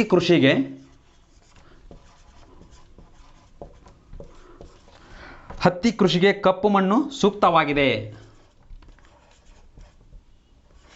ಹತ್ತಿ ಕೃಷಿಗೆ ಕಪ್ಪು ಮಣ್ಣು ಸೂಕ್ತವಾಗಿದೆ ಏಕೆ ಅಂತ ಕೇಳಿದ್ದಾರೆ ಸ್ನೇಹಿತರೆ.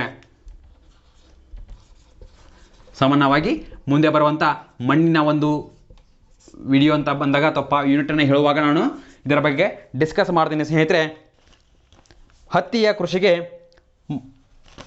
ಕಪ್ಪು ಮಣ್ಣು ಸೂಕ್ತವಾಗಿದೆ ಏಕೆ ಅಥವಾ ಕಾರಣ ಅಂತ ಕೇಳಿದಾಗ ಅದರ ಬಣ್ಣ ಕಪ್ಪು, ಒಂದೇ ಒಂದು ಆಪ್ಷನ್ನು ಅದರ ಬಣ್ಣ ಕಪ್ಪು. ಹಾಗೆ ಎರಡನೇದು ಅದರ ತೇವಾಂಶವನ್ನು ಉಳಿಸಿಕೊಳ್ಳುವುದು, ಅದು ತೇವಾಂಶವನ್ನು ಉಳಿಸಿಕೊಳ್ಳುವುದು.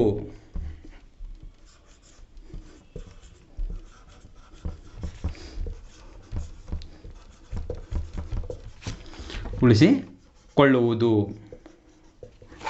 ಹಾಗೆ ಆಪ್ಷನ್ ಸಿ ಅನ್ನೋದನ್ನು ನೋಡಿದರೆ ನಾವು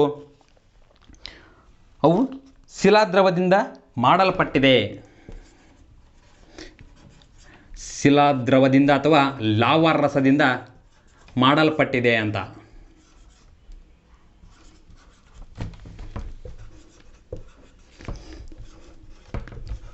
ಮಾಡಲ್ಪಟ್ಟಿದೆ.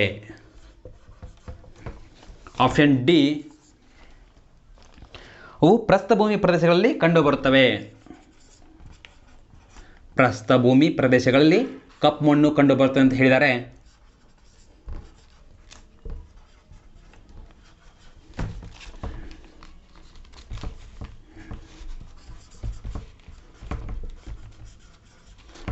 ಕಂಡು ಬರುತ್ತದೆ. ನೋಡೋಣ ಸ್ನೇಹಿತರೆ, ಈ ಒಂದು 4 ಆಪ್ಷನ್ನಲ್ಲಿ ಯಾವುದು ಒಂದು ಉತ್ತರ ನಮಗೆ ಸರಿ ಎನಿಸುತ್ತೆ ಅಂತ ಹೇಳಿದರೆ ನಾವು ಪ್ರಮುಖವಾಗಿ ಹತ್ತಿ ಕೃಷಿಗೆ ಕಪ್ಪು ಮಣ್ಣು ಅಂತ ಕೇಳಿದರೆ ಸ್ನೇಹಿತರೆ ಸೂಕ್ತವಾಗಿದೆ. ಕಾರಣ ಏನಂದರೆ ಪ್ರಮುಖವಾಗಿ ಹತ್ತಿಯ ಬೆಳೆಗೆ ಕಪ್ಪು ಹತ್ತಿಯೇ ಅಥವಾ ಬಿಳಿ ಒಂದು ಬಂಗಾರ ಅಂತ ನಾವು ಕಪ್ಪು ಹತ್ತಿಯನ್ನು ಕರಿತೀವಿ. ಈ ಒಂದು ಕಪ್ಪು ಹತ್ತಿಯ ಮಣ್ಣು ಅಂತ ಕೂಡ ಕರೀತಾರೆ ಈ ಮಣ್ಣಿಗೆ. ಹಾಗಾಗಿ ಈ ಒಂದು ಹತ್ತಿಯನ್ನು ನಾವು ಬಿಳಿಯ ಬಂಗಾರ ಅಂತ ನಾವು ಕರಿಬೋದು. ಈಗ ಇದರ ಒಂದು ಬೆಳೆಗೆ ಬೇಕಾಗಿರುವಂಥ ಒಂದು ಉಷ್ಣಾಂಶ, ತೇವಾಂಶ, ಮಳೆ ಮತ್ತು ಮುಂತಾದ ಒಂದು ಭೌಗೋಳಿಕ ಲಕ್ಷಣಗಳನ್ನು ನೋಡುವಾಗ ಇದು ತುಂಬ ಅಪ್ಲೈ ಆಗುತ್ತೆ ಸ್ನೇಹಿತರೆ. ಅದರ ಬಣ್ಣ ಕಪ್ಪು ಅಂದರೆ ಮಣ್ಣಿನ ಬಣ್ಣ ಕಪ್ಪೇ ಆಗಿರುತ್ತೆ. Okay, fine. ಹಾಗಾದರೆ ಅದರ ಒಂದು ತೇವಾಂಶವನ್ನು ಉಳಿಸಿಕೊಳ್ಳುತ್ತದೆಯೇ ನೋಡೋಣ. ಹಾಗಾದರೆ ಈ ಒಂದು ಕಪ್ಪು ಮಣ್ಣು ಪ್ರಮುಖವಾಗಿ ಲಾವಾರಸದಿಂದ ಉತ್ಪತ್ತಿಯಾಗಿದ್ದು ಅಥವಾ ಅಗ್ನಿಶಿಲೆಯಿಂದ ಉತ್ಪತ್ತಿಯಾಗಿದ್ದು ಇದು ಒಂದು ಮೆದುವಾದಂಥ ಒಂದು ಮಣ್ಣಾಗಿದ್ದು ಅತಿ ಹೆಚ್ಚು ತೇವಾಂಶವನ್ನು ಉಳಿಸಿಕೊಳ್ಳುತ್ತದೆ. ರೈಟ್. ಹಾಗಾದರೆ ಶಿಲಾದ್ರವದಿಂದ ಲಾವಾರಸದಿಂದ ಮಾಡಲ್ಪಟ್ಟಿದೆ ಅಂತ ನಾವು ನೋಡ್ಬೋದು. ಇದು ಲಾವಾರಸದಿಂದ ಶಿಲಾರಸದಿಂದ ಮಾಡಲ್ಪಟ್ಟಿರೋದು ಕೊಳೆತ ಜೈವಿಕಾಂಶದಿಂದ ಒಂದು ಉತ್ಪತ್ತಿಯಾದಂಥ ಮಣ್ಣು ಅಂತ ಹೇಳ್ಬೋದು. ಹಾಗೆ ಪ್ರಸ್ಥಭೂಮಿ ಪ್ರದೇಶಗಳಲ್ಲಿ ಕಂಡುಬರುತ್ತದೆ. ಹಾಗೆ ನಾವು ಮುಂದುವರೆದು ನೋಡಿದರೆ ಇದರಲ್ಲಿ ಒಂದು ಪ್ರಮುಖವಾದಂಥ ಒಂದು ನಮಗೆ ಉತ್ತರ ಅಂದರೆ ಇದು ತೇವಾಂಶವನ್ನು ಅತಿ ಹೆಚ್ಚಾಗಿ ಉಳಿಸಿಕೊಳ್ಳುತ್ತದೆ. ಹತ್ತಿಗೆ ಕೂಡ ಕಡಿಮೆ ಮಳೆ ಬೇಕು, ಹಾಗೆ ಒಂದು ಕಡಿಮೆ ಉಷ್ಣಾಂಶ ಬೇಕು. ಹಾಗಾಗಿ ಈ ಒಂದು ಮಣ್ಣು ಕಪ್ಪು ಮಣ್ಣು ತೇವಾಂಶವನ್ನು ಅತಿ ಹೆಚ್ಚಾಗಿ ಉಳಿಸಿಕೊಳ್ಳೋದ್ರಿಂದ ಈ ಮಣ್ಣನ್ನು ನಾವು ಹತ್ತಿಯನ್ನು ಬೆಳೆಯಲು ನಾವು ಉಪಯೋಗಿಸುತ್ತೇವೆ ಅಥವಾ ಬಳಸಿಕೊಳ್ಳುತ್ತೇವೆ ಅನ್ನೋ ಅಂದರೆ ತಪ್ಪಾಗಲಿಕ್ಕಿಲ್ಲ ಸ್ನೇಹಿತರೆ.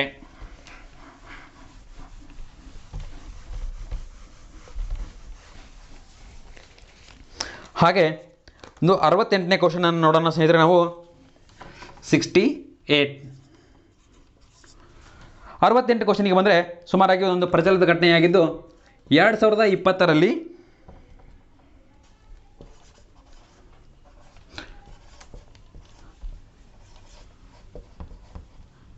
ಭೂಮಿಯ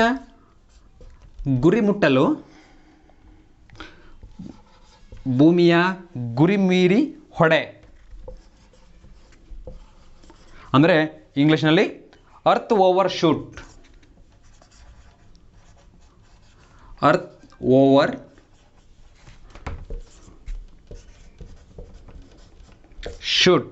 ಎನ್ನುವ ಒಂದು ಪದವನ್ನು ಗುರಿ ಮೀರಿ ಹೊಡೆ ಎಂಬ ಒಂದು ಪದವಾಗಿ ಬಳಸಲಾಗುತ್ತದೆ. ಈ ದಿನವನ್ನು ನಾವು ಯಾವಾಗ ಆಚರಿಸುತ್ತೇವೆ ಅಂತ ಕೇಳಲಾಗಿದೆ ಸ್ನೇಹಿತರೆ. ಯಾವಾಗ ಆಚರಿಸುತ್ತೇವೆ?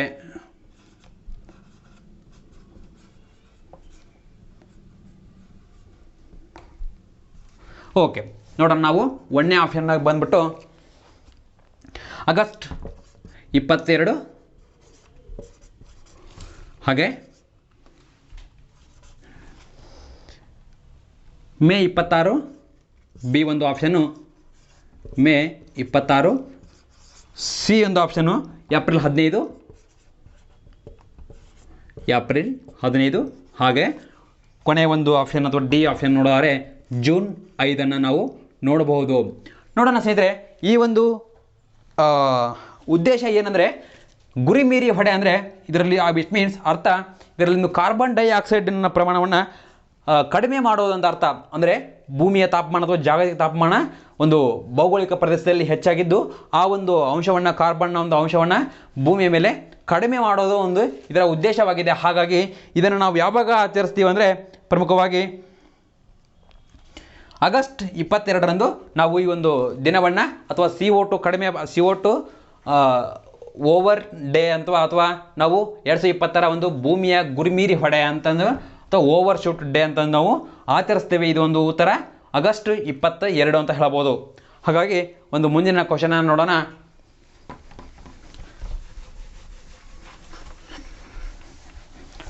ಮುಂದಿನ ಒಂದು ಕ್ವಶನ್ ಏನು ಹೇಳುತ್ತೆ ಅಂದರೆ,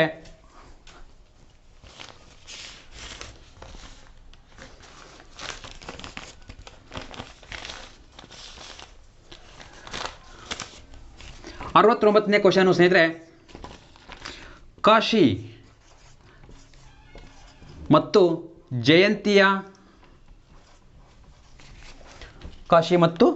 ಜಯಂತಿಯ ಬೆಟ್ಟಗಳು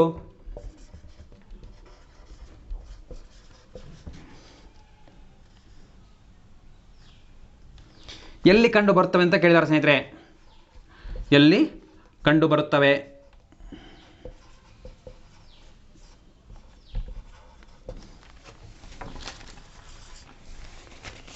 ಹಾಗಾಗಿ ಒಂದನೇ ಆಪ್ಷನ್ನು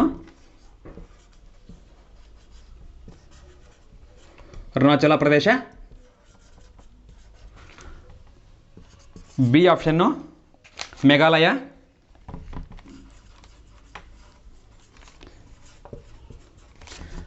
ಸಿ ಆಪ್ಷನ್ನು ಅಸ್ಸಾಂ,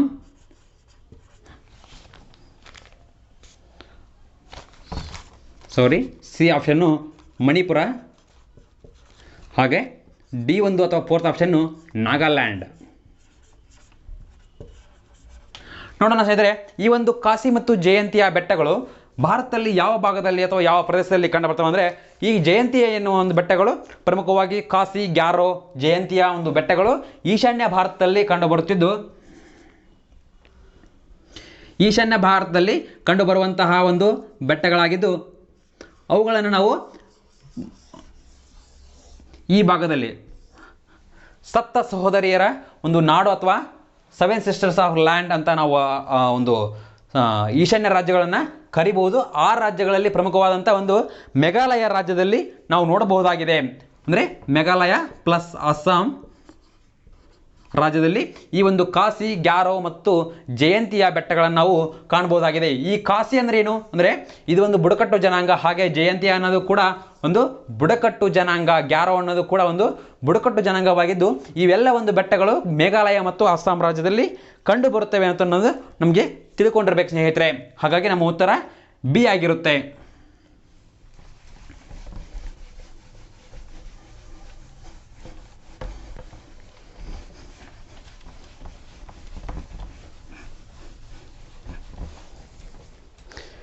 ಹಾಗೆ ಮುಂದಿನ ಒಂದು ಕ್ವಶನ್ ನೋಡೋದ್ರೆ ನಾವು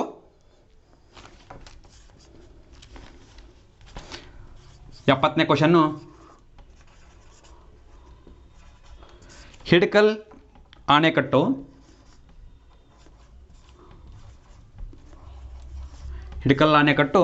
ಡ್ಯಾಶ್ ನದಿಯ ಮೇಲೆ ಕಟ್ಟಿದೆ, ಡ್ಯಾಶ್ ನದಿಯ ಮೇಲೆ ಕಟ್ಟಲ್ಪಟ್ಟಿದೆ ಅಂತ.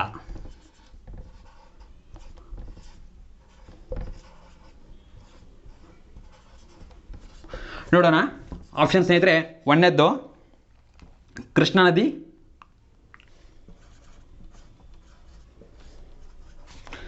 ಹಾಗೆ option B Kaveri, option C Pennar, option D Ghataprabha. ನೋಡೋಣ ಸ್ನೇಹಿತರೆ, ಈ ಒಂದು ಹಿಡಕಲ್ ಎನ್ನುವ ಒಂದು ಜಲಾಶಯವು ಪ್ರಮುಖವಾಗಿ ಯಾವ ಪ್ರದೇಶದಲ್ಲಿ ಕಂಡುಬರುತ್ತದೆ, ಯಾವ ಜಿಲ್ಲೆಯಲ್ಲಿ ಕಂಡುಬರುತ್ತೆ, ಹಾಗೆ ಯಾವ ನದಿಗೆ ಕಟ್ಟಲಾಗಿದೆ ಅನ್ನೋದನ್ನು ನೋಡೋಣ ನಾವು. ಕೃಷ್ಣ ನದಿ, ಒಂದನೇದ್ದು ಕೃಷ್ಣ ನದಿ, ಹಾಗೆ ಕೃಷ್ಣ ನದಿ ಉಪನದಿಗಳು ಗೊತ್ತಿರಬೇಕು. ಕೃಷ್ಣ ನದಿಯ ಉಪನದಿಗಳಿಗೆ ಕಟ್ಟಿರುವಂಥ ಒಂದು ಆಣೆಕಟ್ಟೆಗಳು ಕೂಡ ನಮಗೆ ಸ್ಪಷ್ಟವಾಗಿ ಗೊತ್ತಿರಬೇಕು ಸ್ನೇಹಿತರೆ. ಹಾಗಾಗಿ ನೆಕ್ಸ್ಟು ಕೃಷ್ಣಾ ನದಿ ಅಂತ ಉಪನದಿ ಅಂತ ಒಂದು ಘಟಪ್ರಭಾ ನದಿಯ ಅಂತ ಒಂದು ಫೋರ್ತ್ ಆಪ್ಷನ್ ಇದೆ ಡಿ ಅಂತ. ಆ ಒಂದು ಘಟಪ್ರಭಾ ನದಿಗೆ ಈ ಒಂದು ಅಣೆಕಟ್ಟನ್ನು ಕಟ್ಟಲಾಗಿದ್ದು, ಈ ಹಿಡ್ಕಲ್ ಜಲಾಶಯ ಅಥವಾ ಹಿಡ್ಕಲ್ ಅಣೆಕಟ್ಟನ್ನು ನಾವು ರಾಜ ಲಕ್ಷ್ಮಣಗೌಡ ಅಣೆಕಟ್ಟು ಅಂತಲೂ ಕೂಡ ನಾವು ಕರಿಬಹುದಾಗಿದೆ ಅಥವಾ ಕರೀತಾರೆ ಅಂತ ನಾವು ಹೇಳ್ಬೋದಾಗಿದೆ ಸ್ನೇಹಿತರೆ. ಈ ಒಂದು ರಾಜ ಲಕ್ಷ್ಮಣಗೌಡ ಅಣೆಕಟ್ಟು ಅಥವಾ ಹಿಡ್ಕಲ್ ಅಣೆಕಟ್ಟು ಘಟಪ್ರಭಾ ನದಿಗೆ ಕಟ್ಟಲಾಗಿದ್ದು ಬೆಳಗಾವಿ ಜಿಲ್ಲೆಯಲ್ಲಿ ನಿರ್ಮಿಸಲಾಗಿದೆ. ಹಾಗಾಗಿ ಮುಂದೆ ನಮ್ಮ ಒಂದು ಆನ್ಸರ್ ಏನಾಗುತ್ತೆ ಅಂದರೆ ಆಪ್ಷನ್ ಡಿ ಆಗುತ್ತೆ ಸ್ನೇಹಿತರೆ. ನೋಡೋಣ ನಾವು ಮುಂದಿನ ಒಂದು ಕ್ವಶನನ್ನು 71ನೇ ಕ್ವಶನನ್ನು ನೋಡೋಣ. ನಾಗಾರ್ಜುನ ಯೋಜನೆ ಒಂದು ಮುಖ್ಯ ವಿವಿಧ ಉದ್ದೇಶ ಯೋಜನೆಯಾಗಿದ್ದು, ನಾಗಾರ್ಜುನ ಯೋಜನೆಯು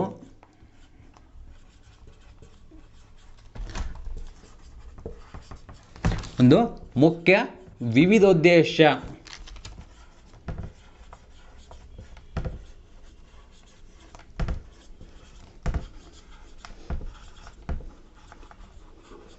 ನದಿ ಕಣಿವೆ ಯೋಜನೆಯಾಗಿದ್ದು,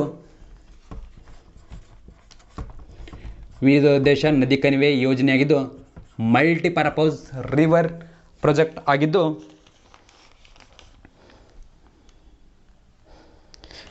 ಯಾವ ನದಿಯ ಮೇಲೆ ಕಟ್ಟಲಾಗಿದೆ, ಯಾವ ನದಿಯ ಮೇಲೆ ನಿರ್ಮಿಸಿದೆ ಅಂತ ಕೇಳಿದ್ದಾರೆ ಸ್ನೇಹಿತರೆ. ನೋಡೋಣ ನಾವು ಆಪ್ಷನ್ ಎ ಅನ್ನು ನೋಡೋಣ ನಾವು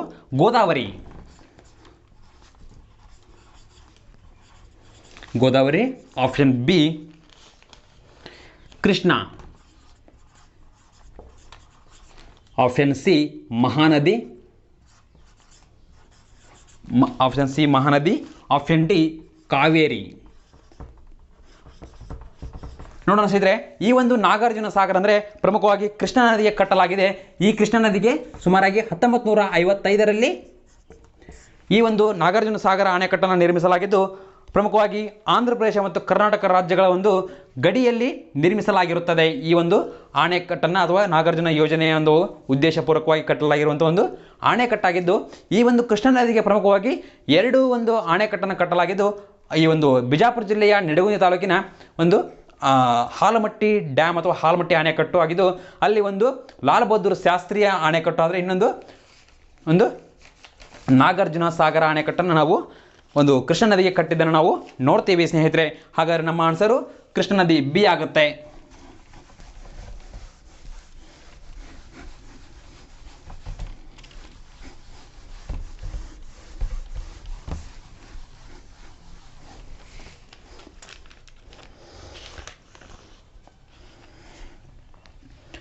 ನೋಡೋಣ ನಾವು ನೆಕ್ಸ್ಟ್ ಒಂದು ಮುಂದುವರೆದ ಕ್ವಶನ್ನ ನೋಡೋಣ.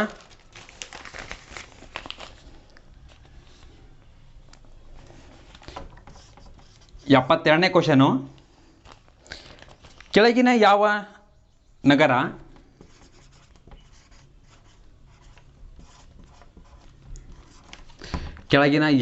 ನಗರವು ನದಿ ದಂಡೆಯಲ್ಲಿಲ್ಲ ಅಂತ ಕೇಳಿದ್ದಾರೆ ಸ್ನೇಹಿತರೆ. ನೋಡಿ, ಈ ಒಂದು ಪ್ರಾಕೃತಿಕ ಲಕ್ಷಣಗಳು ಯಾವ ನದಿ ದಂಡೆಯ ಮೇಲೆ ಅಥವಾ ಯಾವ ಪ್ರದೇಶದ ಮೇಲೆ ರಚಿಸಲ್ಪಟ್ಟಿವೆ ಅನ್ನೋದು ಕೂಡ ತುಂಬ ಇಂಪಾರ್ಟೆಂಟ್ ಆಗುತ್ತೆ. ಹಾಗಾಗಿ A option Surat, B option Agra, ಹಾಗೆ ಸಿ ಕಟಕ್, ಒರಿಸ್ಸಾದ ಒಂದು ಕಟಕ್ ಅನ್ನುವ ಪ್ರದೇಶ, ಹಾಗೆ ಮೈಸೂರು ಅಂತ ನಾವು ಹೇಳಬಹುದು. ನೋಡೋಣ ಸ್ನೇಹಿತರೆ, ಈ ಒಂದು ಎಲ್ಲವೂ ನಗರಗಳು ನದಿಯ ಒಂದು ದಂಡೆಯಲ್ಲಿಯೇ ನಿರ್ಮಿಸಲ್ಪಟ್ಟಿವೆ. ಇದಕ್ಕೊಂದು ನಾವು ಉತ್ತರವನ್ನು ನಾವು ಮುಂದೆ ಗೌರ್ಮೆಂಟ್ ಕೀ ಆನ್ಸರ್ ಬಿಡುವವರೆಗೂ ನಾವು ಸ್ವಲ್ಪ ವೇಟ್ ಮಾಡಬೇಕಾಗುತ್ತೆ. ಯಾಕಂದರೆ ಕೇಳಿ ಸ್ನೇಹಿತರೆ, ಈ ಒಂದು ಸೂರತ್ ಒಂದು ಪ್ರದೇಶವು ತಪತಿ ನದಿಯ ಒಂದು ದಡದಲ್ಲಿ ನಿರ್ಮಿಸಲ್ಪಟ್ಟಿವೆ. ತಪತಿ ದಂಡೆ ಮೇಲೆ ಸೂರತ್ ಎನ್ನುವ ಒಂದು ಸಿಟಿ ಅಥವಾ ಜಿಲ್ಲೆ ಇದ್ದರೆ, ಆಗ್ರಾ ಒಂದು ಉತ್ತರ ಪ್ರದೇಶದಲ್ಲಿ ಬರುವಂತಹ ಪ್ರದೇಶವಾಗಿದ್ದು, ಇದು ಯಮುನಾ ನದಿಯ ದಂಡೆ ಮೇಲಿದೆ. ಹಾಗಾದರೆ ಒಂದು ಕಟಕ್ ಎನ್ನುವ ಪ್ರದೇಶವು ಕೂಡ ಒಂದು ಮಹಾನದಿಯ ಒಂದು ದಂಡೆಯ ಮೇಲಿರೋದನ್ನು ನಾವು ನೋಡ್ತೀವಿ. ಹಾಗಾದರೆ ಮೈಸೂರು ಮತ್ತೆ ನಮಗೆಲ್ಲ ಗೊತ್ತಿದ್ದಂತೆ ಕಾವೇರಿ ಅಥವಾ ನಾವು ನೇತ್ರಾವತಿ ಉಪನದಿ ಅಂತ ಕಬಿನಿ ನದಿಯ ದಂಡೆ ಮೇಲೆ ಇರೋದನ್ನು ನಾವು ನೋಡ್ತೀವಿ ಸ್ನೇಹಿತರೆ, ಕಾವೇರಿ ಮತ್ತು ಕಬಿನಿ ನದಿ ದಂಡೆಗಳ ಮೇಲೆ ಈ ಒಂದು ಮೈಸೂರು ಜಿಲ್ಲೆ ಕಂಡು ಬರೋದನ್ನು ನಾವು ನೋಡ್ತೀವಿ. ಹಾಗಾದರೆ ಮತ್ತು ನಾವು ಸ್ವಲ್ಪ ವೇಟ್ ಮಾಡೋಣ ಗೌರ್ಮೆಂಟೇ ಒಂದು ಕೀ ಆನ್ಸರ್ಗೆ. ಹಾಗಾದರೆ ಮುಂದೆ ಒಂದು ಕ್ವಶನ್ಗೆ ನಾವು ಹೋಗೋಣ ಸ್ನೇಹಿತರೆ.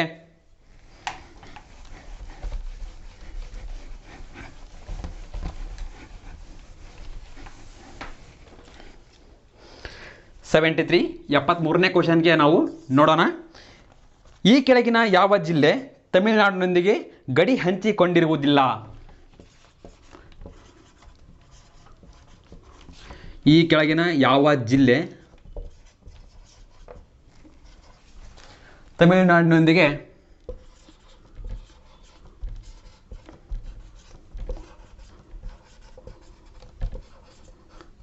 ಗಡಿ ಹಂಚಿಕೊಳ್ಳುವುದಿಲ್ಲ ಅಂತ ಕೇಳಿದ್ದಾರೆ. ನೋಡೋಣ ಹಾಗಾದರೆ ಆ ಒಂದು ಜಿಲ್ಲೆಗಳು ಯಾವ್ಯಾವು ಅನ್ನೋದನ್ನು, ಅಥವಾ ತಮಿಳುನಾಡಿನ ಬಾರ್ಡರ್ನಲ್ಲಿ ಬರುವಂತಹ ಜಿಲ್ಲೆಗಳಾದಂಥ ಯಾವ್ಯಾವ ಜಿಲ್ಲೆಗಳು ಬರ್ತಾವೆ ಅನ್ನೋದನ್ನು ನಾವು ನೋಡೋಣ. ಒಂದನೇದ್ದು ಬೆಂಗಳೂರು ಜಿಲ್ಲೆ, ಒಂದನೇದ್ದು ಬೆಂಗಳೂರು ಜಿಲ್ಲೆ. ಹಾಗಾಗಿ ಎರಡನೇದ್ದು ಅಥವಾ ಬಿ ಚಾಮರಾಜನಗರ ಜಿಲ್ಲೆ,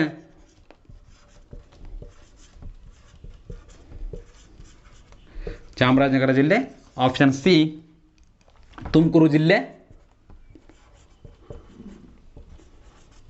ತುಮಕೂರು ಜಿಲ್ಲೆ.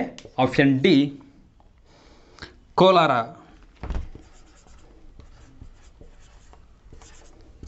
ನೋಡಿ ಸ್ನೇಹಿತರೆ, ಈ ಒಂದು ತಮಿಳುನಾಡಿನೊಂದಿಗೆ ಭಾರತದಲ್ಲಿರುವಂತಹ ಅಥವಾ ಕರ್ನಾಟಕದಲ್ಲಿರುವಂತಹ 5 ಜಿಲ್ಲೆಗಳು ಗಡಿಯನ್ನು ಹೊಂದಿವೆ. ತಮಿಳುನಾಡಿನೊಂದಿಗೆ 5 ಜಿಲ್ಲೆಗಳು ಗಡಿಯನ್ನು ಹೊಂದಿವೆ.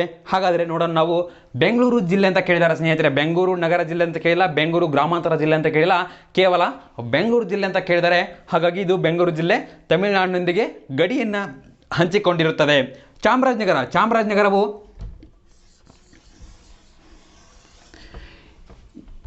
ಈ ಭಾಗದಲ್ಲಿ ಬರ್ತಾ ಇದ್ದು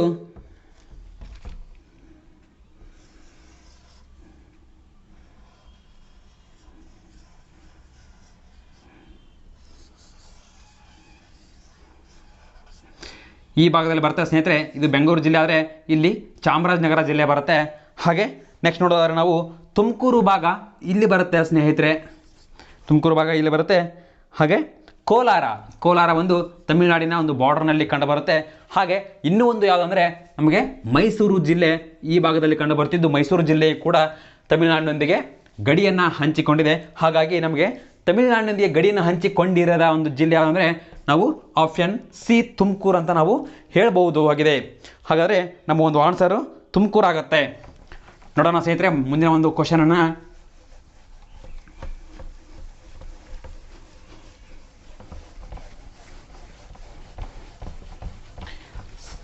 ಕ್ವಶನ್ ನಂಬರ್ 74.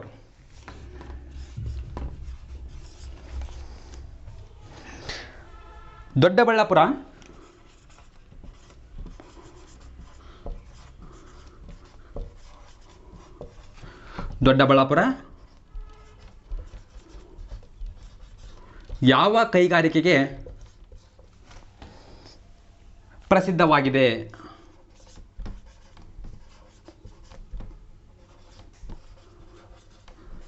ದೊಡ್ಡಬಳ್ಳಾಪುರ ಯಾವ ಒಂದು ಕೈಗಾರಿಕೆಗೆ ಪ್ರಸಿದ್ಧವಾಗಿದೆ ಅಂತ ಕೇಳಿದ್ದಾರೆ ಸ್ನೇಹಿತರೆ. ಆಪ್ಷನ್ 1 ಉಕ್ಕು, ಆಪ್ಷನ್ ಬಿ, ಆಪ್ಷನ್ ಎ ಉಕ್ಕು ಆದರೆ option B plastic, option C ಹಣ್ಣಿನ ರಸ, ಆಪ್ಷನ್ ಡಿ ರೇಷ್ಮೆ ಅಂತ ಕೇಳಿದ್ದಾರೆ ಸ್ನೇಹಿತರೆ. ನೋಡಿ ಸ್ನೇಹಿತರೆ, ಹಾಗಾಗಿ ದೊಡ್ಡಬಳ್ಳಾಪುರವು ಒಂದು ಪ್ರಮುಖ ಒಂದು ಕರ್ನಾಟಕದ ಜಿಲ್ಲೆಯಾಗಿದ್ದು ಈ ಒಂದು ಯಾವ ಒಂದು ಕೈಗಾರಿಕೆಗೆ ಪ್ರಸಿದ್ಧವಾಗಿದೆ ಅಂತ ನಾವು ಕೇಳಿದ್ದಾರೆ ಸ್ನೇಹಿತರೆ. ನೋಡ್ಬೋದು, ಇದೊಂದು ಉಕ್ಕಿನ ಒಂದು ಕೈಗಾರಿಕೆಯಾಗಿದೆಯಾ, ಅಲ್ಲಿ ಒಂದು ಉಕ್ಕು ಒಂದು ನಿರ್ಮಿಸಲು ಯಾವುದೇ ಒಂದು ಭೌಗೋಳಿಕ ಲಕ್ಷಣಗಳು ಕಂಡುಬರೋದಿಲ್ಲ. ಹಾಗಾಗಿ ಉಕ್ಕನ್ನು ಇಲ್ಲಿ ತಯಾರಿಸೋದಿಲ್ಲ ಅಂತ ಹೇಳ್ಬೋದು. ಹಾಗೆ ಪ್ಲಾಸ್ಟಿಕ್ ಒಂದು ಕೈಗಾರಿಕೆ ಕೂಡ ಇಲ್ಲ. ಮತ್ತು ಯಾವುದಂತಂದರೆ ನಾವು ಪ್ರಮುಖವಾಗಿ ರೇಷ್ಮೆ ನೋಡ್ಬೋದು. ರೇಷ್ಮೆ ಅಂದರೆ ಅಲ್ಲೇ ಒಂದು ಪಕ್ಕದಲ್ಲೇ ಇರುವಂಥ ರಾಮನಗರಕ್ಕೆ ನಾವು ರೇಷ್ಮೆಯ ನಾಡು, ಕರ್ನಾಟಕದ ಒಂದು ರೇಷ್ಮೆಯ ಗೂಡು ಅಂತ ಕರಿತೀವಿ ಸ್ನೇಹಿತರೆ. ಆ ಒಂದು ರೇಷ್ಮೆಯ ಒಂದು ಪ್ರದೇಶವಾದ್ದರಿಂದ ಚಿಕ್ಕಬಳ್ಳಾಪುರದಲ್ಲೂ ಕೂಡ ರೇಷ್ಮೆಯ ಕೈಗಾರಿಕೆ ಕಂಡುಬರುತ್ತೆ. ಸುಮಾರು ಅನೇಕ ವರ್ಷಗಳ ಹಿಂದೆ ನಾವು ಇಲ್ಲಿ ರೇಷ್ಮೆಯ ಕೈಗಾರಿಕೆ, ರೇಷ್ಮೆ ಒಂದು ಫ್ಯಾಕ್ಟರಿ ಇರೋದನ್ನು ನಾವು ಅಲ್ಲಿಂದ ನೋಡ್ತಾ ಇದ್ದೀವಿ ಸ್ನೇಹಿತರೆ. ಹಾಗಾಗಿ ಇಲ್ಲೊಂದು ದೊಡ್ಡಬಳ್ಳಾಪುರದಲ್ಲಿ ಪ್ರಮುಖವಾಗಿ ಸಿಲ್ಕ್ ಇಂಡಸ್ಟ್ರಿ ಕೂಡ ನಾವು ಹಬ್ ಆಫ್ ಸಿಲ್ಕ್ ಇಂಡಸ್ಟ್ರಿ ಅಂತ ನಾವು ಕರಿಬೋದು. ಹಾಗಾಗಿ ಇದನ್ನು ಕರ್ನಾಟಕದ ರೇಷ್ಮೆಯ ಗೂಡು ಅಂತ ನಾವು ದೊಡ್ಡಬಳ್ಳಾಪುರವನ್ನು ಕರೆಯಲಾಗಿದೆ ಸ್ನೇಹಿತರೆ. ಹಾಗಾಗಿ ಒಂದು ನಮ್ಮ ಆನ್ಸರು ರೇಷ್ಮೆ ಅಂತ ಆಗುತ್ತೆ. ಮುಂದಿನ ಒಂದು ಕ್ವಶನ್ ಅನ್ನು ನೋಡೋಣ.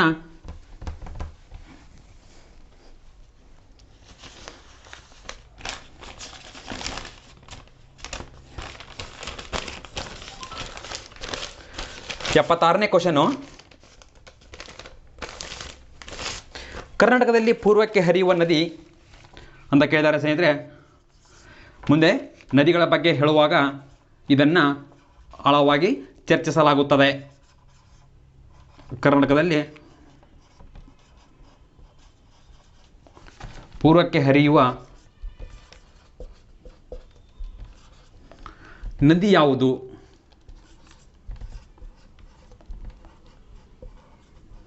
ಪೂರ್ವಕ್ಕೆ ಹರಿಯುವ ನದಿ ಯಾವುದಂತ ಕೇಳಿದರೆ ಆಪ್ಷನ್ನು 1 ಅಘನಾಸಿನಿ,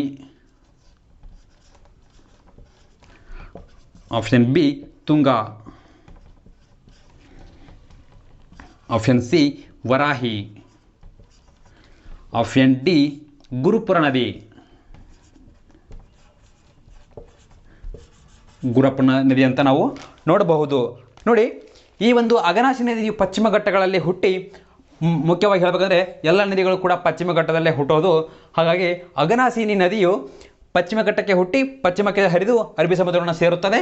ಇದು ಬರೋದಿಲ್ಲ ಸ್ನೇಹಿತರೆ. ಹಾಗಾಗಿ ತುಂಗಾ ನದಿಯು ಒಂದು ತುಂಗಭದ್ರಾ ಅಂತ 2 ನದಿಗಳು ಶಿವಮೊಗ್ಗ ಜಿಲ್ಲೆಯ ಕೂಡ್ಲಿ ಎಂಬಲ್ಲಿ ಸೇರುತ್ತಿದ್ದು, ಈ ಒಂದು ತುಂಗಾ ಅನ್ನುವ ನದಿಯೇ ಬೇರೆ, ಭದ್ರಾ ನದಿಯೇ ಬೇರೆ, ಎರಡೂ ಸೇರಿ ಇಲ್ಲಿ ನಾವು ಕೂಡಲಿಯಲ್ಲಿ ಕೂಡೋದನ್ನು ಅಥವಾ ಸೇರೋದನ್ನು ನೋಡ್ಬೋದು. ಇದು ತುಂಗಾ ನದಿಯು ಕೂಡ ಒಂದು ಪೂರ್ವಕ್ಕೆ ಹರಿಯುವ ನದಿ ಅಲ್ಲ, ಇದೊಂದು ಪಶ್ಚಿಮಕ್ಕೆ ಹರಿಯುವ ನದಿ ಅಂತ ನಾವು ನೋಡಬಹುದು. ಹಾಗೆ ಮುಂದುವರೆದು ತುಂಗಾ ನದಿಯು ಪ್ರಮುಖವಾಗಿ ಶಿವಮೊಗ್ಗ ಜಿಲ್ಲೆಯಲ್ಲಿ ಹುಟ್ಟಿ ಬಳ್ಳಾರಿ ಜಿಲ್ಲೆಯಲ್ಲಿ ಮಲ್ಲಾಪುರ ಎಂಬಲ್ಲಿ ನಾವು ಅಣೆಕಟ್ಟನ್ನು ಕಟ್ಟಿ ಮುಂದೆ ರಾಯಚೂರು ಮೂಲಕವಾಗಿ ಆಂಧ್ರ ಪ್ರದೇಶವನ್ನು ಸೇರುತ್ತಿದ್ದು, ಆಂಧ್ರ ಪ್ರದೇಶದ ಮೂಲಕ ಬಂಗಾಳ ಕೊಲ್ಲಿಯನ್ನು ಸೇರುತ್ತದೆ. ಈ ಒಂದು ನದಿಯು ಪೂರ್ವಕ್ಕೆ ಹರಿಯುವ ನದಿಯಾಗಿರುತ್ತದೆ. ವರಾಯಿ ನದಿಯು ಪ್ರಮುಖವಾಗಿ ದಕ್ಷಿಣ ಕನ್ನಡ ಜಿಲ್ಲೆಯಲ್ಲಿ ಬರುವಂತಹ ನದಿಯಾಗಿದ್ದು, ಇದು ಅರಬ್ಬಿ ಸಮುದ್ರವನ್ನು ಸೇರುತ್ತದೆ. ಹಾಗಾಗಿ ಇದೊಂದು ಪಶ್ಚಿಮಕ್ಕೆ ಹರಿಯುವ ನದಿ. ಗುರುಪುರವು ಕೂಡ ನೇತ್ರಾವತಿಯ ಉಪನದಿಯಾಗಿದ್ದು, ಇದು ಒಂದು ಪಶ್ಚಿಮಕ್ಕೆ ಸೇರಿ ಅರಬ್ಬಿ ಸಮುದ್ರವನ್ನು ಸೇರುವಂಥ ನದಿ. ನಮ್ಮ ಒಂದು ಉತ್ತರ ಬಿ. ತುಂಗಾ ನದಿಯು ಕೂಡ ಒಂದು ಪೂರ್ವಕ್ಕೆ ಹರಿದು ಬಂಗಾಳ ಕೊಲ್ಲಿಯನ್ನು ಸೇರುವಂಥ ನದಿಯಾಗಿದೆ. ಹಾಗಾದರೆ ಕರ್ನಾಟಕದಲ್ಲಿ ಪೂರ್ವಕ್ಕೆ ಹರಿಯುವ ನದಿ ತುಂಗಾ ನದಿ ಅಂತ ನಾವು ಹೇಳಬಹುದು. ನೋಡೋಣ ಮುಂದಿನ ಒಂದು ನಮ್ಮ ಕ್ವಶನ್ ನೋಡೋಣ ಸ್ನೇಹಿತರೆ. ಕರ್ನಾಟಕದಲ್ಲಿ ಶ್ರೀಗಂಧದ ಮರಗಳು ಎಲ್ಲಿ ಕಂಡು ಬರುತ್ತವೆ ಅಂತ ಕೇಳಿದರೆ, ಕನ್ನಡ ನಾಡು ಶ್ರೀಗಂಧದ ಬೀಡು ಅಂತ ನಾವು ಪೂರ್ವಕಾಲದಿಂದಲೂ ಕೇಳ್ತಾ ಇದ್ದು, ಕರ್ನಾಟಕದಲ್ಲಿ ಶ್ರೀಗಂಧ ಮರಗಳನ್ನು ಪ್ರಮುಖವಾಗಿ ಬೆಳೆಯಲಾಗ್ತದೆ. ಹಾಗಾದರೆ ಯಾವ ಒಂದು ಪ್ರದೇಶದಲ್ಲಿ ಬೆಳೆಯಲಾಗುತ್ತದೆ ಅಂತ ನೋಡೋಣ. ಶ್ರೀಗಂಧದ ಮರಗಳು ಎಲ್ಲಿ ಕಂಡು ಬರುತ್ತವೆ ಡ್ಯಾಶ್ನಲ್ಲಿ ಕಂಡು ಬರ್ತವೆ ಅಂತ ಕ್ವಶನ್ ಕೇಳಿದರೆ,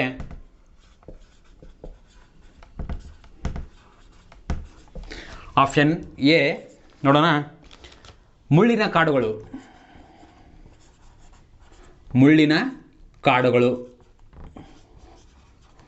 ಆಪ್ಷನ್ ಬಿ ಮ್ಯಾಂಗ್ರೋವ್ ಕಾಡುಗಳು. ಮ್ಯಾಂಗ್ರೋವ್ ಅಥವಾ ಉಷ್ಣವಲಯದ ಕಾಡುಗಳು ಅಂತ ಕೇಳಿದರೆ, ಉಷ್ಣವಲಯದ ಕಾಡುಗಳು. ಆಪ್ಷನ್ ಸಿ ನೋಡೋಣ, ನಿತ್ಯ ಹರಿದ್ವರ್ಣ ಅರಣ್ಯ.